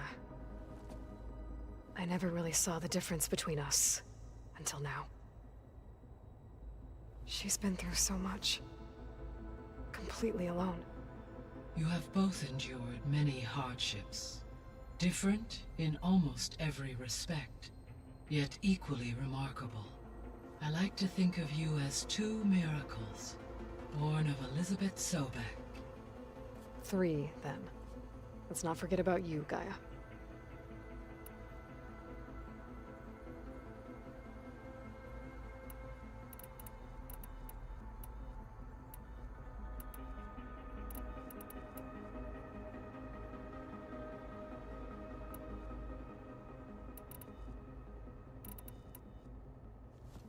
So the Zeniths are the same people who left Earth. Physically immortal. How'd they figure it out? From what we know of Far Zenith, It is plausible that prominent geneticists and engineers were offered a place aboard the Odyssey in exchange for their expertise. Given enough time, technology, and resources, any challenge can be overcome. Like how Minerva eventually generated the deactivation codes for the Pharaoh Plague. Exactly.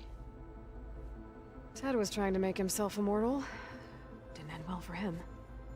For every success, there are many more failed attempts. Some more grotesque than others.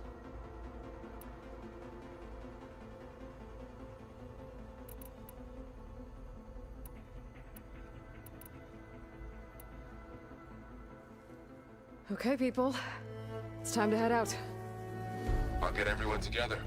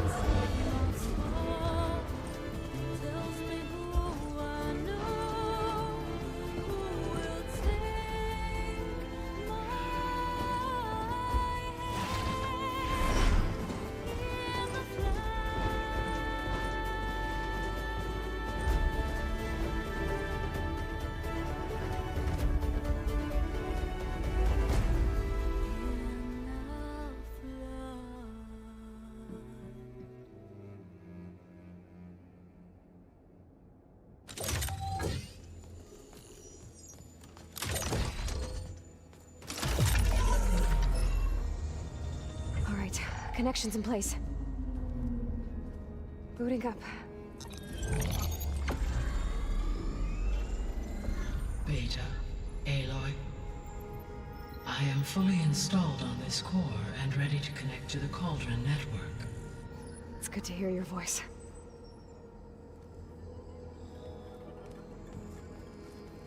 Erend, everyone. Fire your pulses and sound off. I'm at my cauldron.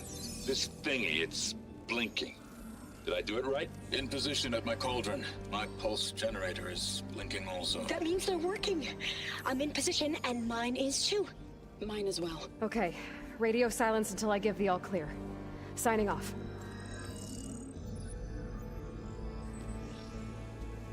Gaia, let's cage the beast. Connecting to the Cauldron network now. Elizabeth Sobek, Alpha Prime, activating Omega clearance.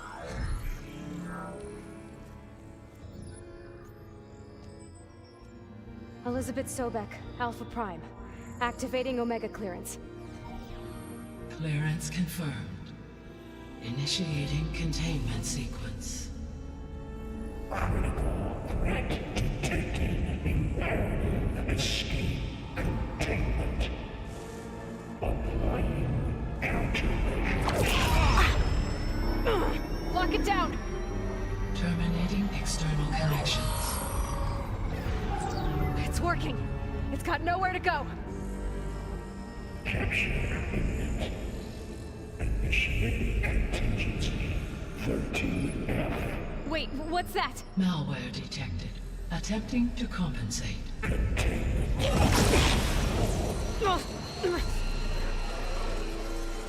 It's cracked. Look! Facility activated. Engaging autonomous defenses. Directive neutralize. That means machines are on their way.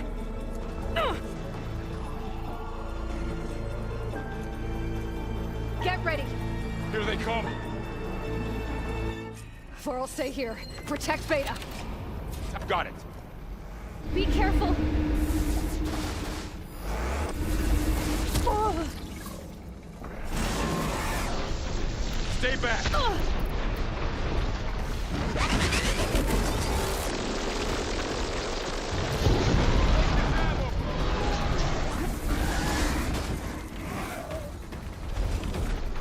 Get back!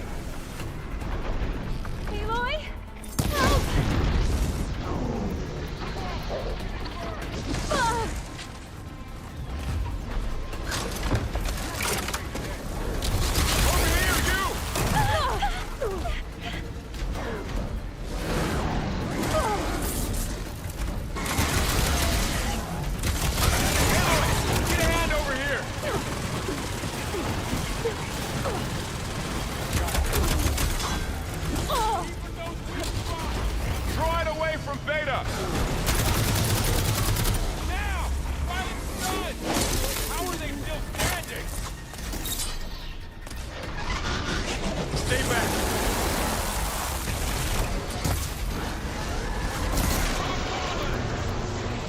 Ammo first. Get back! It's all that's good. I better check on Beta and Varl. You two okay? Still breathing. Aloy, Hephaestus can't escape, but it must have fled.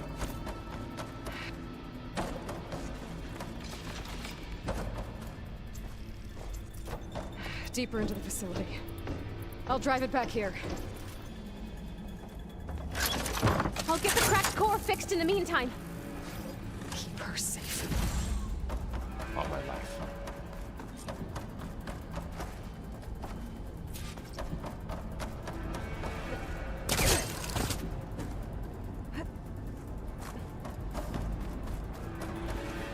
Going that way.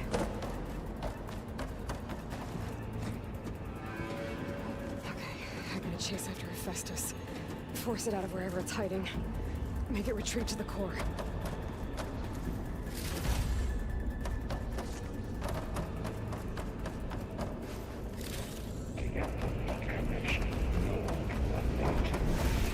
No, you don't, Hephaestus! I'll find another way over.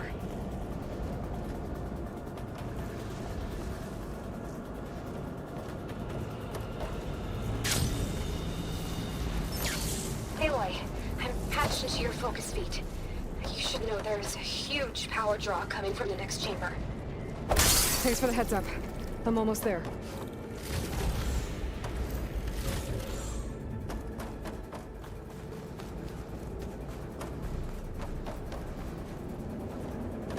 It's some kind of production chamber.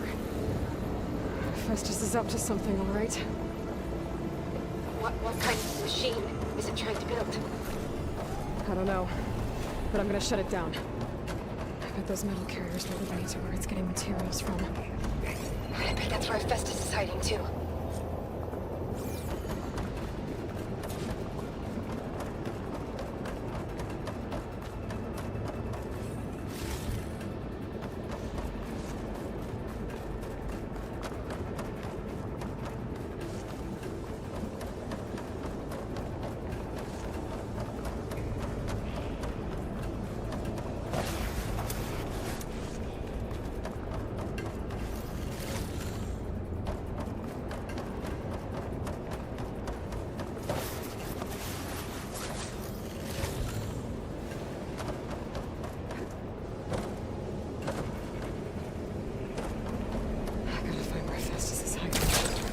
Looks like there are a couple of ways I could go.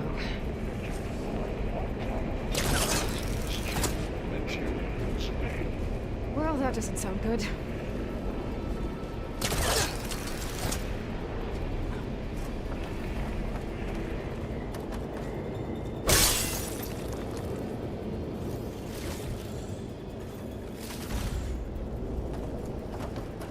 Aloy, I've managed to rewire most of the components in the core, but the energy processor's cracked. Without a way to fabricate another, there's no way I can fix it. Okay, let me think. What if you bypass the processor? Connect it to the power node. I think that could work. I think it could. I might be able to catch a ride on the rail. Go over the shield.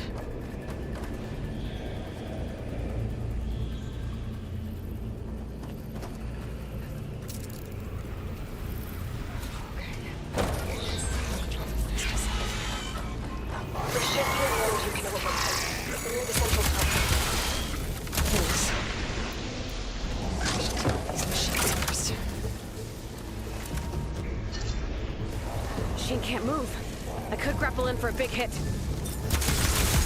That ice ought to make it brittle.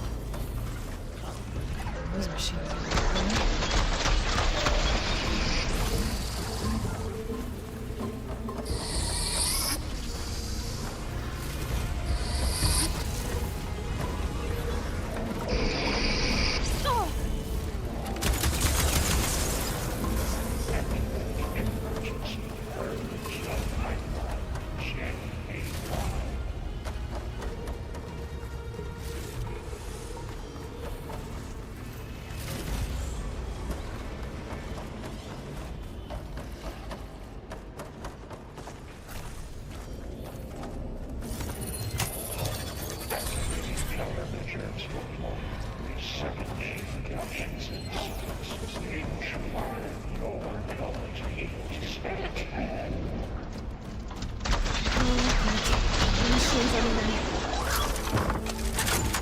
Beta! Hephaestus has locked me out of the node. Any ideas? I'll see what I can do.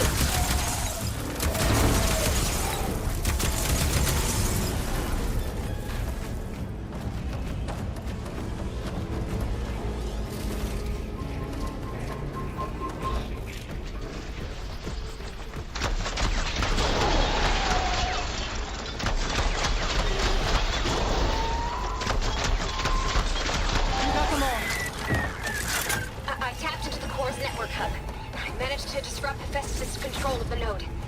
You should be able to override it now. Nice. Thanks.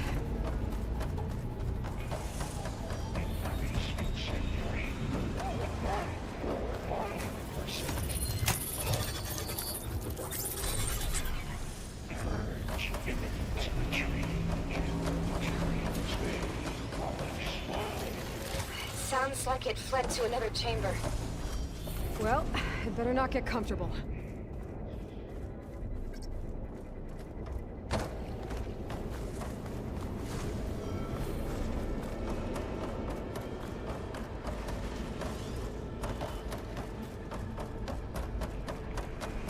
Energy containment failing. Cells overloading. Great. Hephaestus covered the floor with lightning.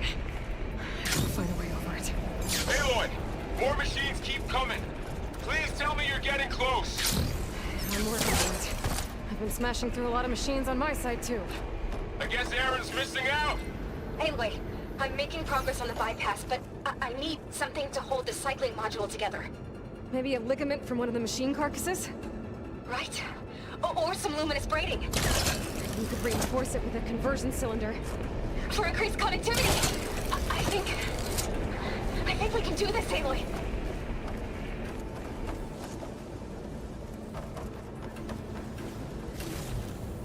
I should be able to catch a ride on one of those metal carriers.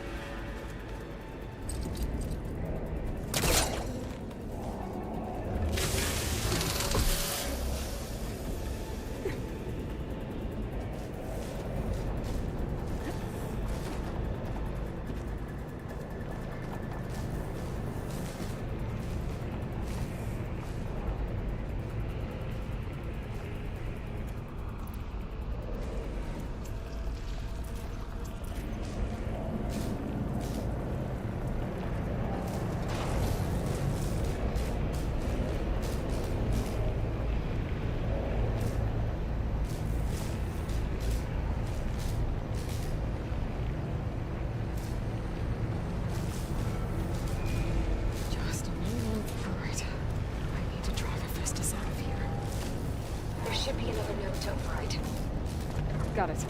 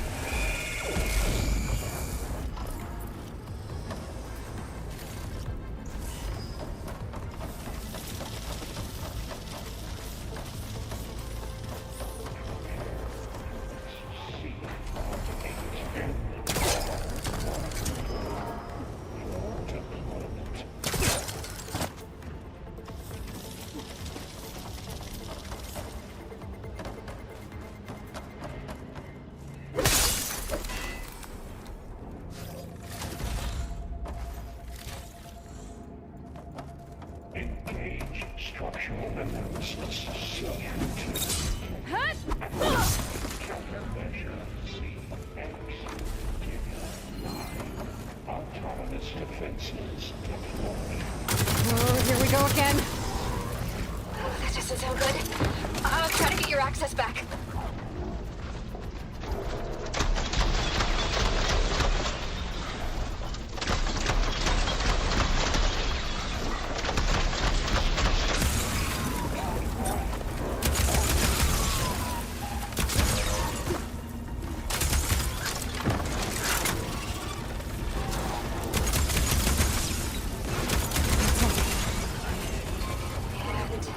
There. Node access restored. Now you can override it. Good work. You did the heavy lifting.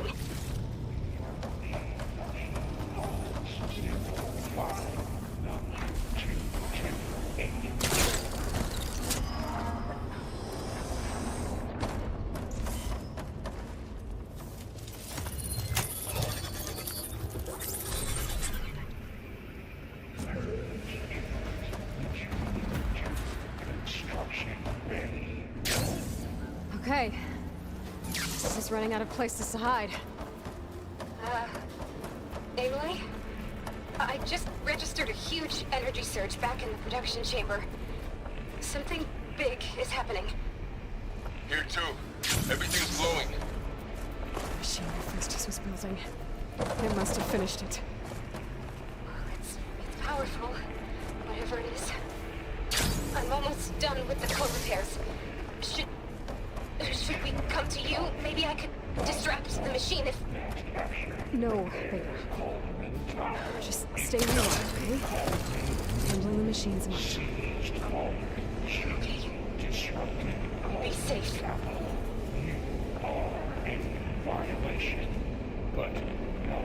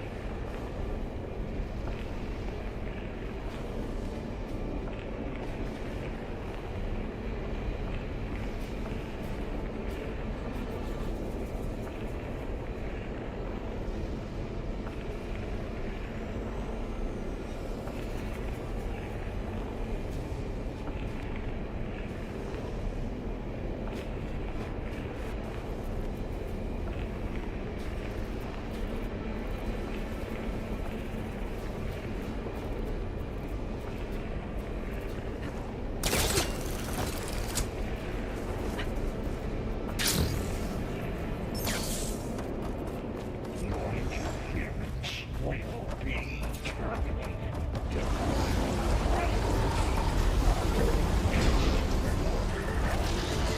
Scan it first.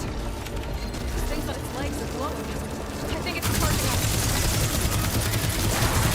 Don't have enough stamina yet.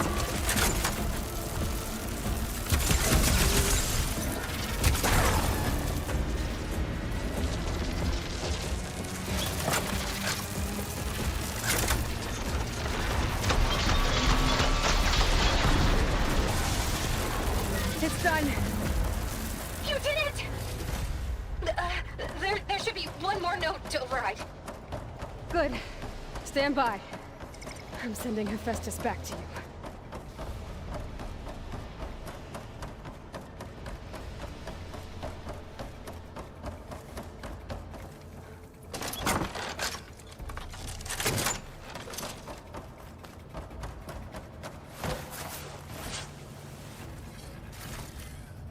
Get this from my stash when I need it.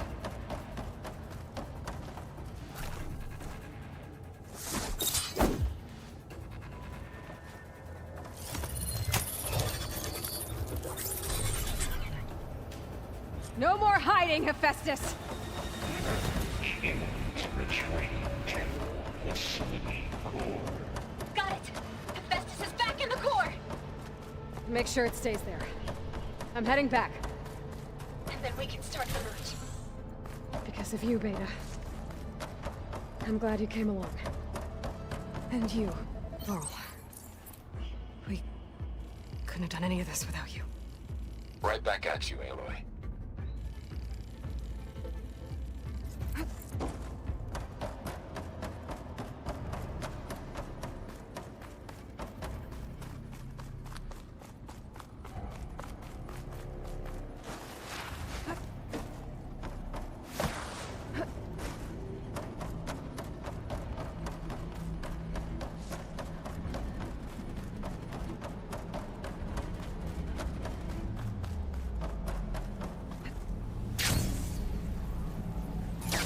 Aloy, the bypass is done.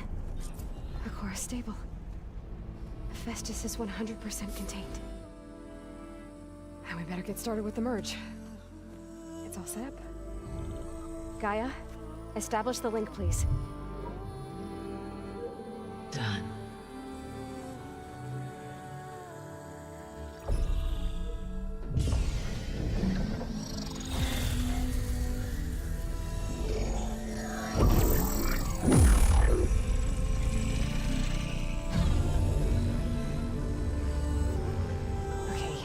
To complete the merge, we need to excise Hephaestus' malicious code. Carefully.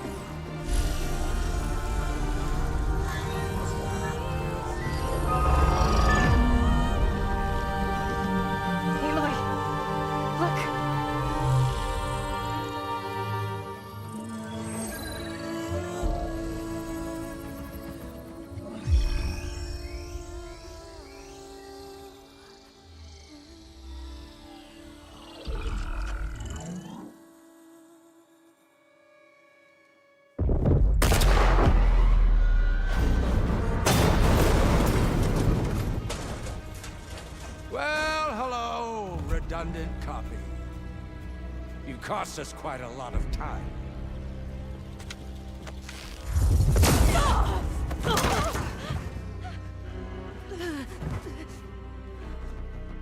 Eric, get Beta. And squash that bug while you're at it.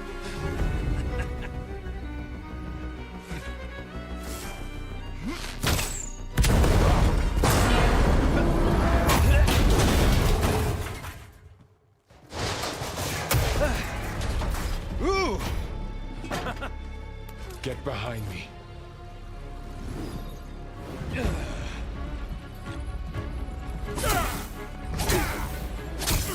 Come on! Quit screwing around. Now we're having fun, right?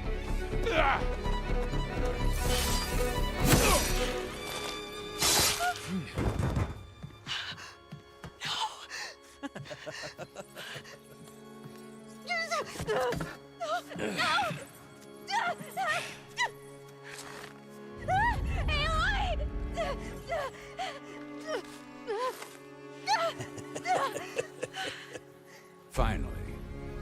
Tilda, get Gaia and Hephaestus ready for transport.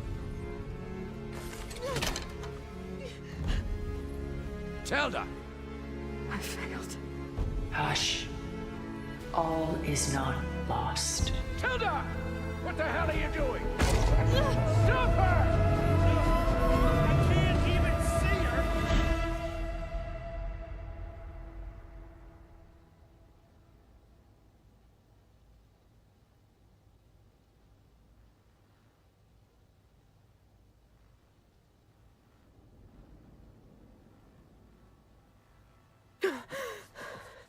Beta.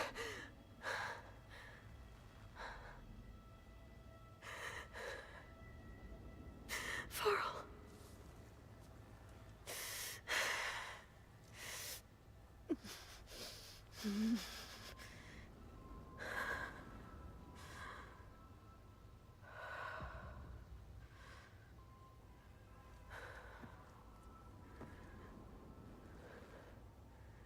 Where am I? Ah, you're awake.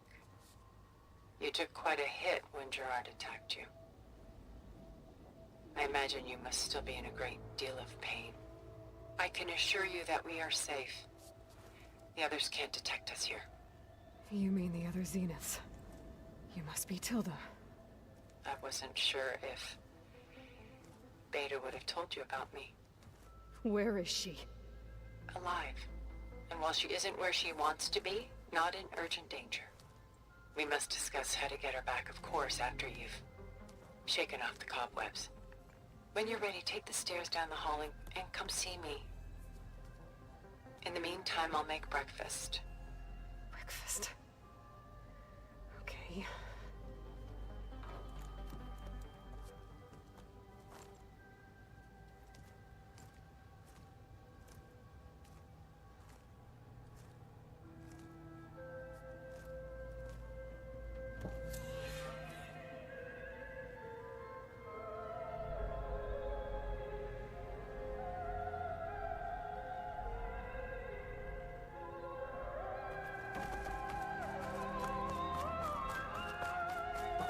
What is this?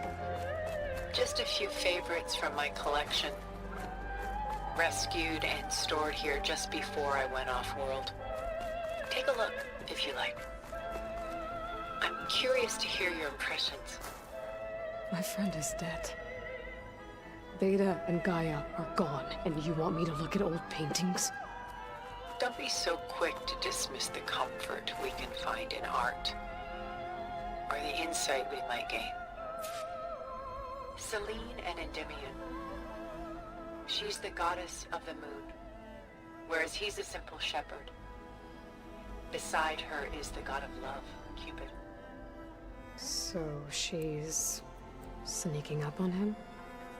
More like visiting him in secret. The torch that Cupid bears represents Selene's undying infatuation with him. Though the two must remain apart, her love will forever burn.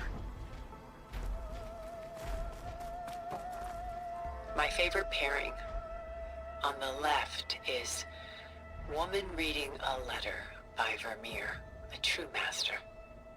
And on the right is a forgery, Woman Reading Music, which fooled experts into believing it was a priceless original.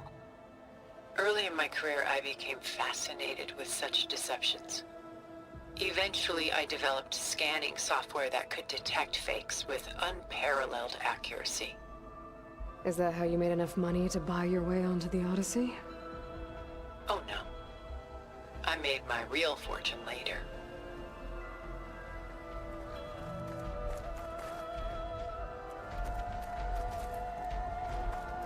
This is Rembrandt painting Jeremiah, a man in mourning. Mourning what? His home. The ancient city of Jerusalem. He foresaw its impending doom, but could do nothing to prevent it. So instead, he saved its treasures from destruction, just as I saved these works. You could say we're kindred spirits.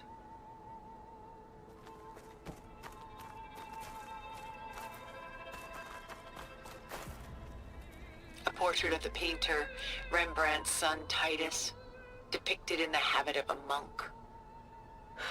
I don't get it. Why would someone like you, with infinite resources, care about this painting of a boy in a hood? It's not the image itself, but the feeling it conveys. The face is bright and defined, but his eyes are downcast, heavy with misfortune. And the background seems to swallow all light. The painting is infused with a sense of loss. I guess I understand how the painter feels.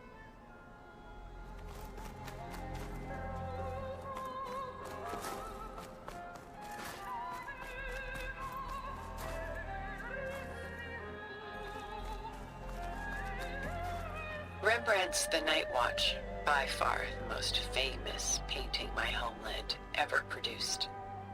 It was commissioned to honor a militia made up of influential citizens. I guess you must have been an influential citizen? In my day. But not as influential as you've been in this new world.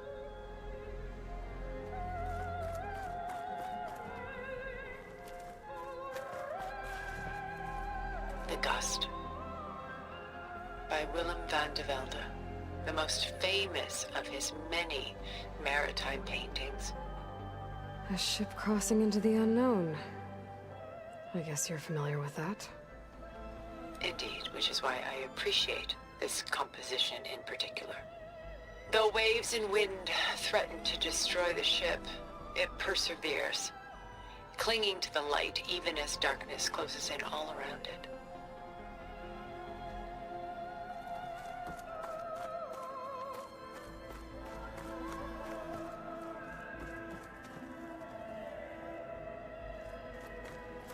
Stunning, isn't it?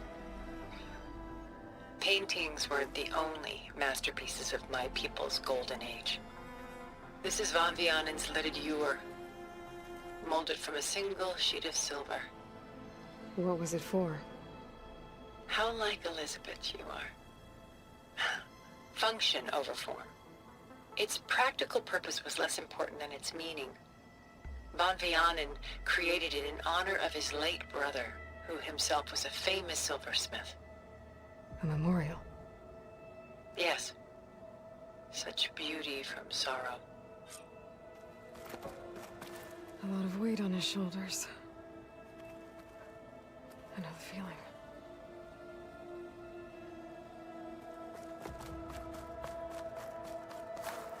She's pulling out her own hair.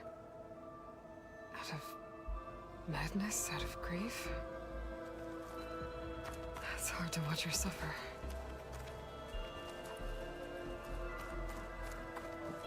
Done so soon? I've got more important things to worry about. We both do. There is much we are trying to save. Not the least of which is in that vault. There's nothing wrong with savoring such treasures for a moment more. Or come upstairs and we'll get down to business. Your choice.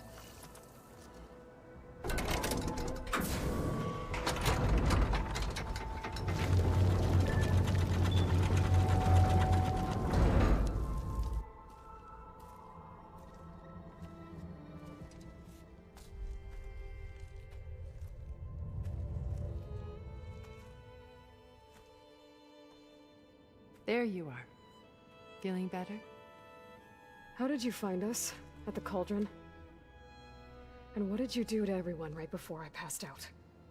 All business, I see. Well, suffice it to say we were keeping a very close eye on Hephaestus, knowing we would need it at some point. Your ruse didn't fool us, and as for my little trick, It was an overload of the senses, accompanied by an energy discharge. Gerard and Eric were only momentarily disoriented due to their shields, but it rendered you unconscious while I got you out. Perhaps some breakfast might steady you a bit?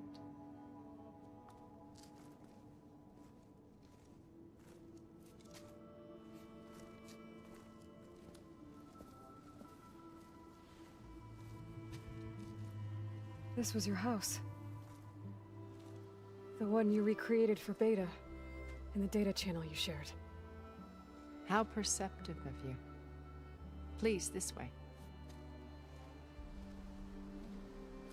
After everything your people have done, you think I'm just gonna sit down and have a chat with you?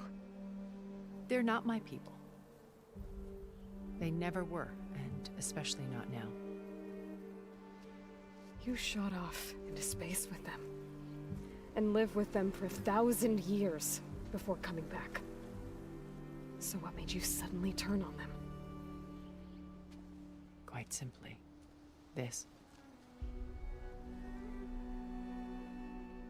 My old focus. You repaired it? But that means you've seen incredible things. What you've accomplished in 2 decades of life.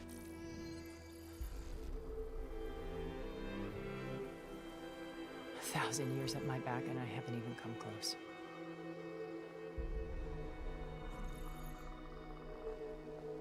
I'm sorry if I invaded your privacy, but I had to. In order to understand. To be enlightened. You truly are Elizabeth's blood. With her drive, her sense of mission, her integrity. Watching all this shamed me for the company that I've kept. Having seen it, all I want is to help you. Even if it means stopping your friends? Especially so. Please, sit down.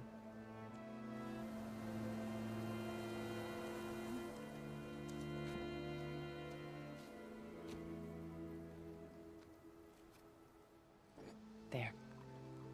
That's better. Now, we must recover Beta and Gaia at all costs. By now, you must know that Gerard intends to use Gaia to reboot the Earth's biosphere. Remaking this world to specifications that would only suit us immortals. This process will kill every living thing on the planet. He calls it a clean install. Not if I stop him first. Not if we do. And once he and the others are gone, we can work together to fulfill Elizabeth's dream. I'm sure Beta told you that there's a build of the Apollo database on board our ship. A complete collection of human knowledge. With that and Gaia, we could do everything Elizabeth wanted. Heal the biosphere, educate the people of this world, uplift them. Create the world she imagined. Let's not get ahead of ourselves. From what I've seen, your friends are invincible. I do wish you would stop calling them my friends. And they're not invincible. In fact, a friend of yours has found a way to defeat them. Silence. Oh, he's been a busy bee, building an army powerful enough to crash through Gerard's precious base. Yeah. Regala and her rebels. Even now, she's preparing a final march on the Tenakth capital. When she wins, she'll have the entire tribe under her control. Hundreds of warriors and machines to throw at the base. She's been duped. They'll all perish, of course. But it should be enough to break Gerard's defenses and allow Silence to kill him. Along with all the others. Using the new weapon he's developed. Yes, he's found a way to circumvent our shields. Truly an exceptional man. He's planned for everything. Except you and me. You see, while his army is battering down Gerard's doors, you and I will sneak in through a back way. One that only I know about.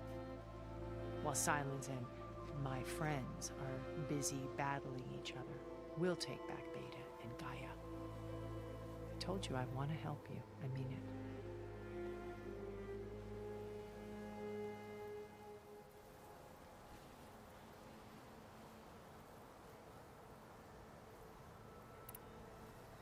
So you knew Elizabeth. What was she like? Liz was everything she was. I see in you. And more. Your ingenuity, your determination, your moral compass. You've managed to distill her greatest qualities and make them your own. I'm not asking about me. Tell me about Elizabeth. What was she really like? The honest answer is that I don't actually know.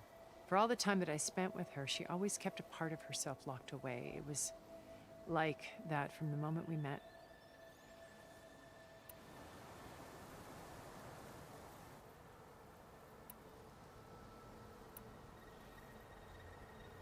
So when you met Elizabeth, she was what? Distant? Aloof? Not aloof. Not exactly. It was a summit in Paris about machine learning, a touchy subject in those days, because regulatory authorities were just starting to clamp down on AIs. Liz gave the keynote address. She had already achieved great renown for her work in automated environmental reclamation. But in her address, she was just starting to imagine the next step.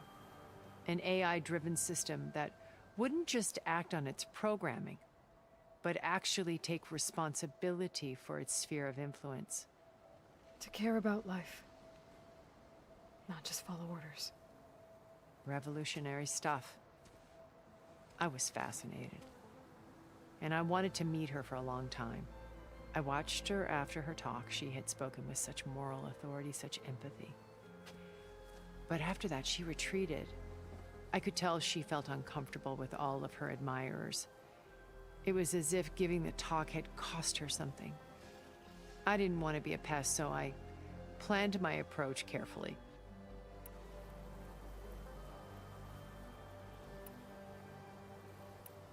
So how did you finally approach Elizabeth after her talk? I picked the right moment. The morning of the next day, right as she came back to the conference, she had just had her coffee. She was fresh, rested. It was like she had braced herself for the onslaught of colleagues. I asked if I could walk with her, then put forth a question about her talk that I thought was intelligent. Her answer made me realize it wasn't, but she was very welcoming. Almost as if we were previously acquainted. It was only halfway through the conversation that I realized she knew exactly who I was. It was quite a shock to me. My business was trafficking in secrets, and I took great pains to protect my anonymity. So that was Liz, perpetually one step ahead. I came to view our meeting as a metaphor for our friendship. She always seemed to know me far better than I knew her. I guess I know the feeling.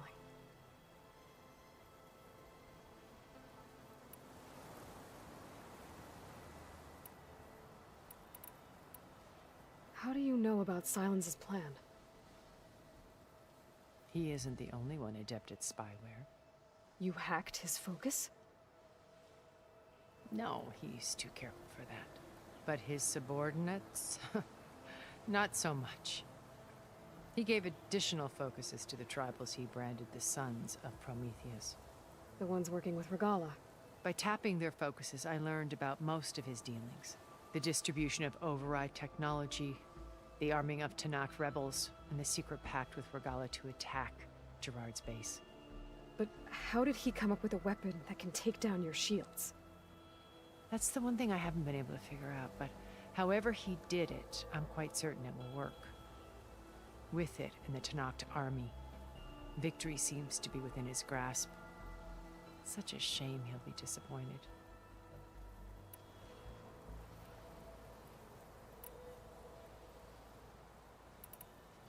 Regala's only interested in killing Hekarro and waging war on the Karja. What does she have to gain by attacking Zeniths? It's the price she must pay for her war. Without the ability to override machines, her little rebellion would have languished in the desert. So she trades with the Sons of Prometheus. Machines to help her overthrow Hekarro. In exchange for an assault on the base. Pride has deluded her into thinking she can actually survive such a battle. And all without ever knowing who the Sons of Prometheus really answer to. Yet for all of Silence's brilliance, still he underestimates you. That blind spot is what will allow us to take Beta and Gaia right out from under him. While hundreds of Tenakth are cut down outside.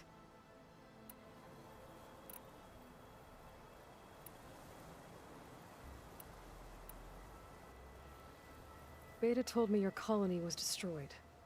That you came back to Earth because you had nowhere else to go. It's true. After we reached our destination, a planet in the Sirius star system, we spent decades building a new home. The physical constraints of Earth, the boundaries of mortality, gone. To think of what we could have done with it. It might have been a utopia. Instead, we stagnated, absorbed in effortless comforts and virtual realities. It took a cataclysm to finally yank us out of our stupor. What happened? A massive geological event. We knew of instabilities in the planet core, but we underestimated them. By the time the collapse was upon us, it was too late to stop it. Only a few of us made it to the ship in time. We set course for Earth, the only safe harbor left to us. Which you decided to make unsafe for anyone else. Not me.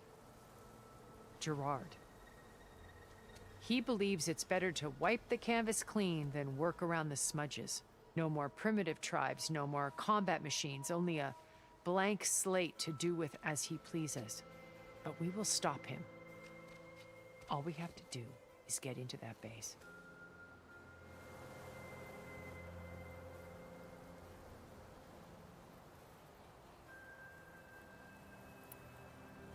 What exactly is your plan to sneak into the Zenith base? We will make use of a lesson I learned from an early age. Always know your exits. In this case, a place where Gerard's new construction meets the ancient foundation, a passage that only I can access. When Silence flings his army at the base, we will enter through this back door, bypassing most of the fighting.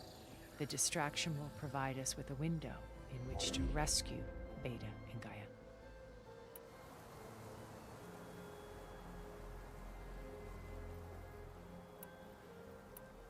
Once we're inside the base, where will we find Beta and Gaia? Here in the command center. By then, Gaia will have been reunited with all of its subordinate functions, including Hephaestus. What about the alpha build of Apollo on your ship? A simple matter of recovery once the others have been dealt with. With that in hand, we'll have everything we need to make this world as it should be.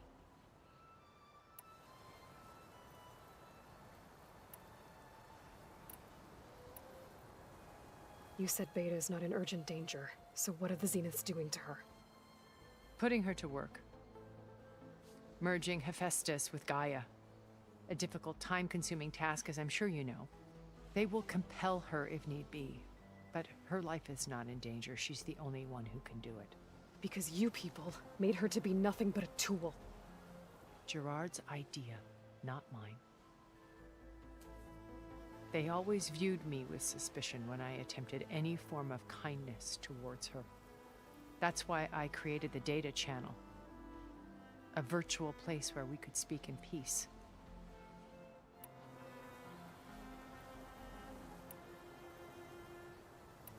So this channel you shared with Beta, none of the other Zeniths ever found out about it?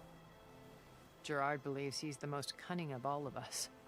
Even after 1,000 years, he still can't imagine that I would outwit him. The channel allowed me to interact with Beta away from their mistrustful eyes. It offered us a chance to be ourselves. Until you cut off all contact. Yes. Though it pained me. I was worried that our meetings would do her more harm than good.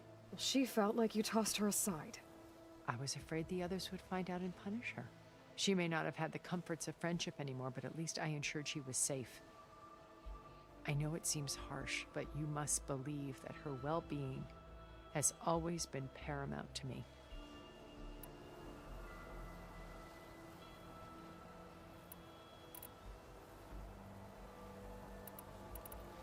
Why did you make the data channel look like this place? I built this house as a shelter to weather any storm. A safe place. Not just for me, but for the art stored below. Cultural artifacts of incalculable value. Truly some of the greatest achievements of human civilization. And you wanted Beta to see them? Yes. Her upbringing was so cold and technical. I thought if she could experience Vermeer and Rembrandt, it would bring something else into her life. A heritage every bit as valuable as the scientific and technical data being drummed into her. I'm sorry I had to cut off contact, but I'll never regret sharing this house with her. She needed its shelter even more than I did.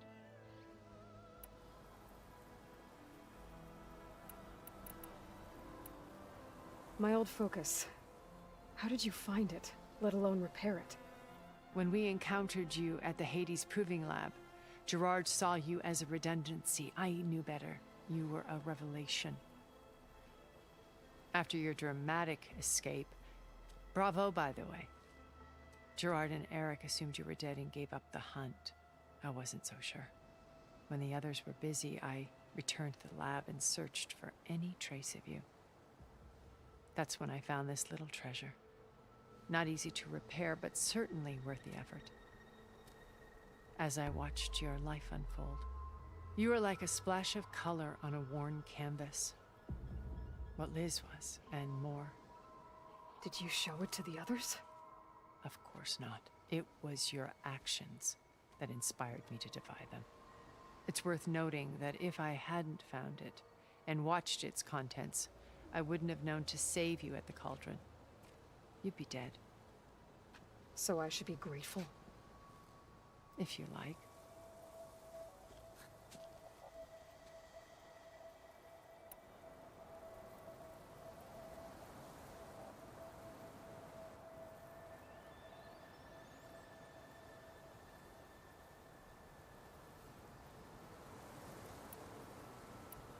So you know all about me.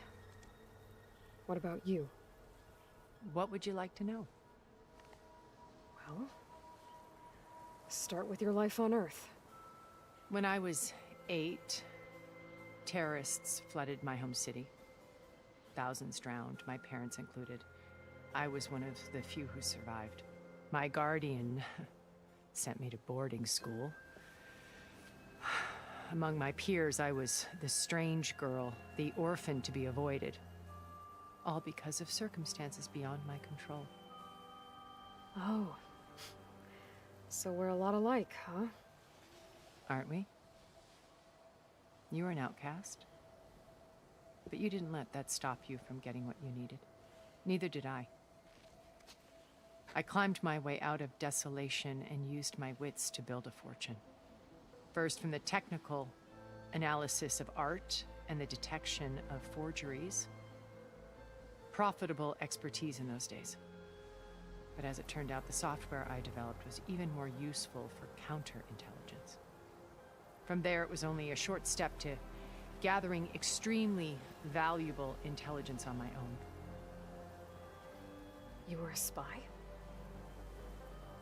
More like a service one could turn to for information. I had to remain anonymous, of course, to protect my privacy.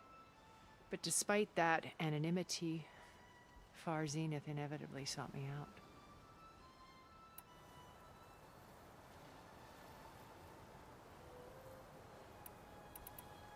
What happened when Far Zenith approached you? They painted an irresistible vision of humanity's future.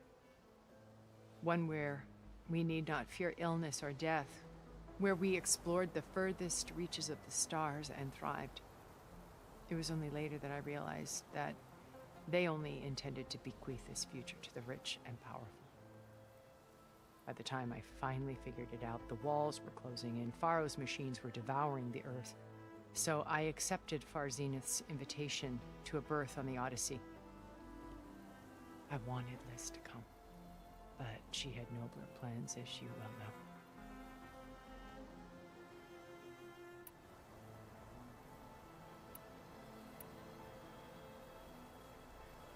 So you didn't know the other Zeniths were monsters until it was too late?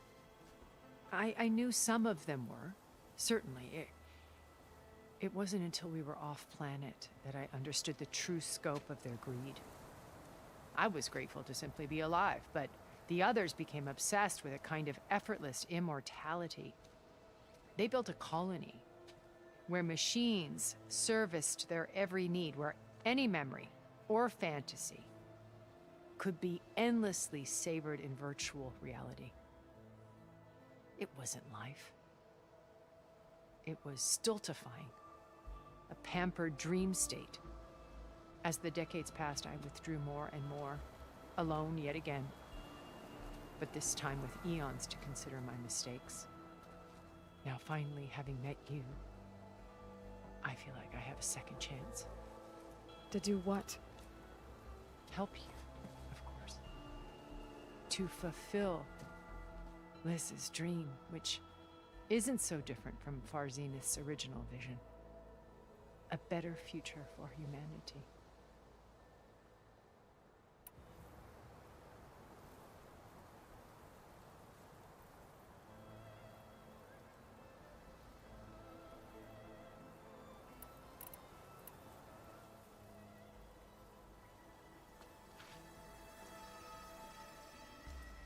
First Varl. Now Hekarro and the Tenakth. Your plan would wipe out an entire tribe. There has to be another way. We are in an admittedly desperate situation, but I assure you there isn't. Remember Zero Dawn. Elizabeth's sacrifice. Sometimes many have to die for a new world to grow. If it looks impossible, look deeper. Wait. The data channel. It still exists, doesn't it? I need you to open it. Let me talk to Beta. Impossible. We might be detected. It's worth the risk. There is another way, one where the Tenakth survive. But we won't. If the others... If you want to help, open it.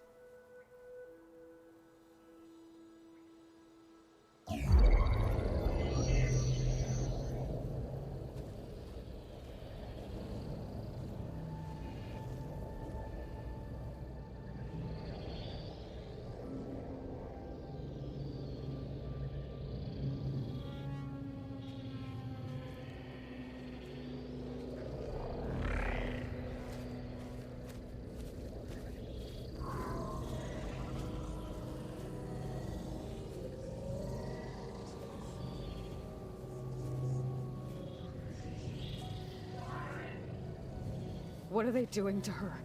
Virtual reality dissociation. The manual merge of Hephaestus will take hours upon hours of tedious micromanagement. If she resists the work, they run simulations to induce feelings of isolation and despair. Beta, can you hear me? You're alive. They're watching me. I can't hold up this extra projection for long. You should have killed me. No. No, look at me. I'm coming for you. I promise. Okay? I just need you to hold out a little while longer and work on the merge.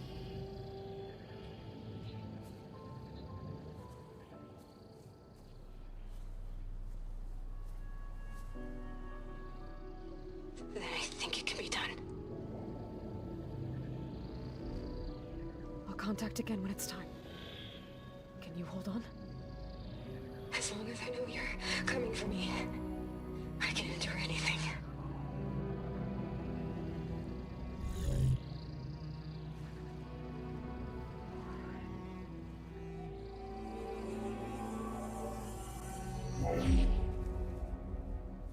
All right.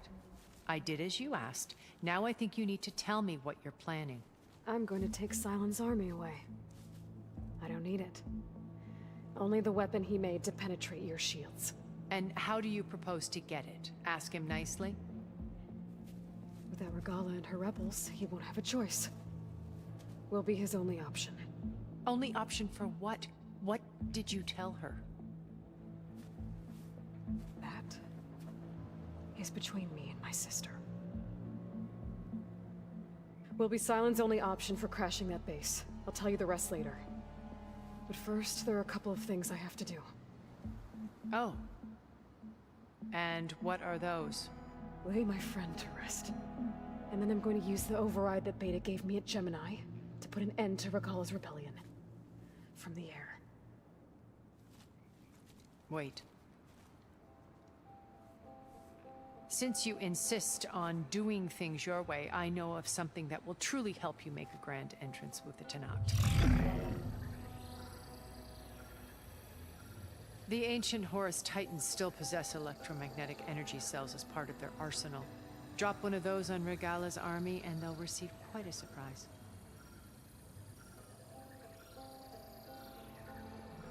So go, do what you must. I'll come to your base if you manage to bring Sylens to the table. Not if. When.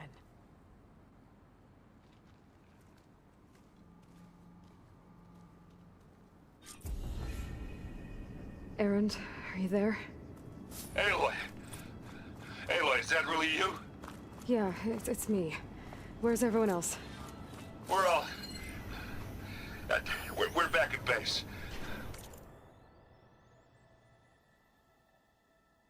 What happened? It might be easier to explain in person. I'll try to join you there when I can. Okay. We'll wait here for you. It's good to hear your voice, Aloy.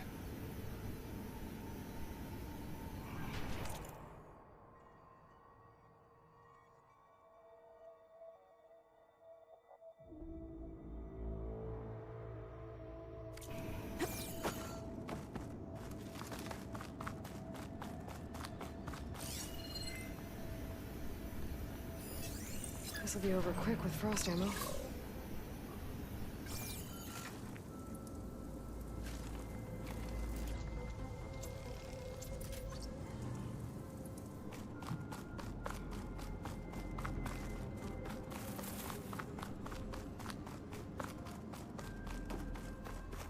Just to let you know, I'm now patched into your focus network.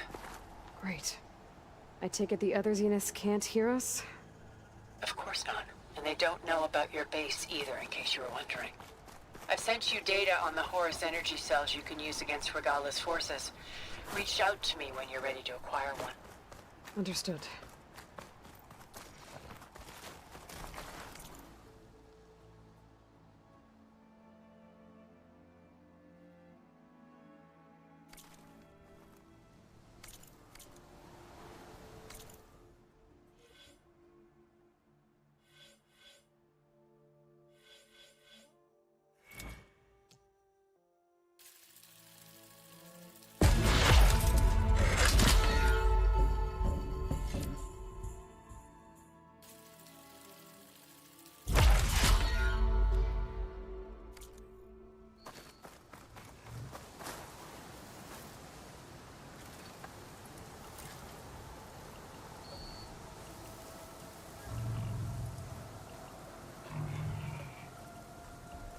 Killer.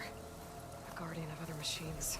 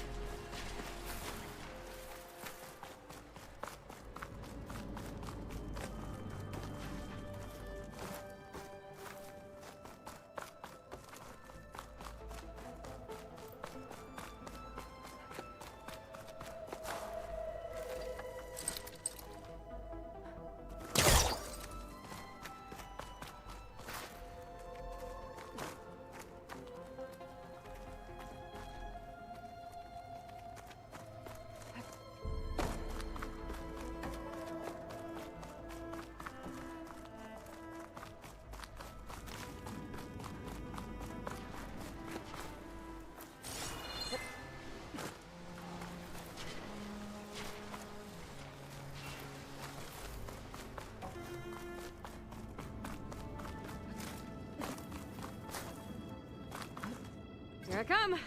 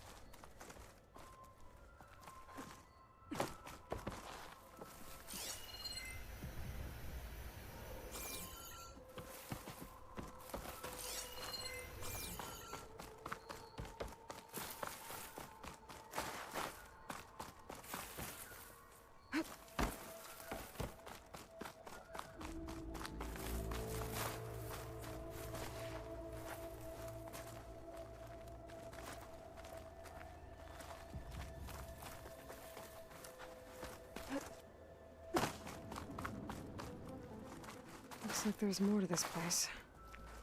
I'm sure Tilda won't mind me poking around. How to get through these vines?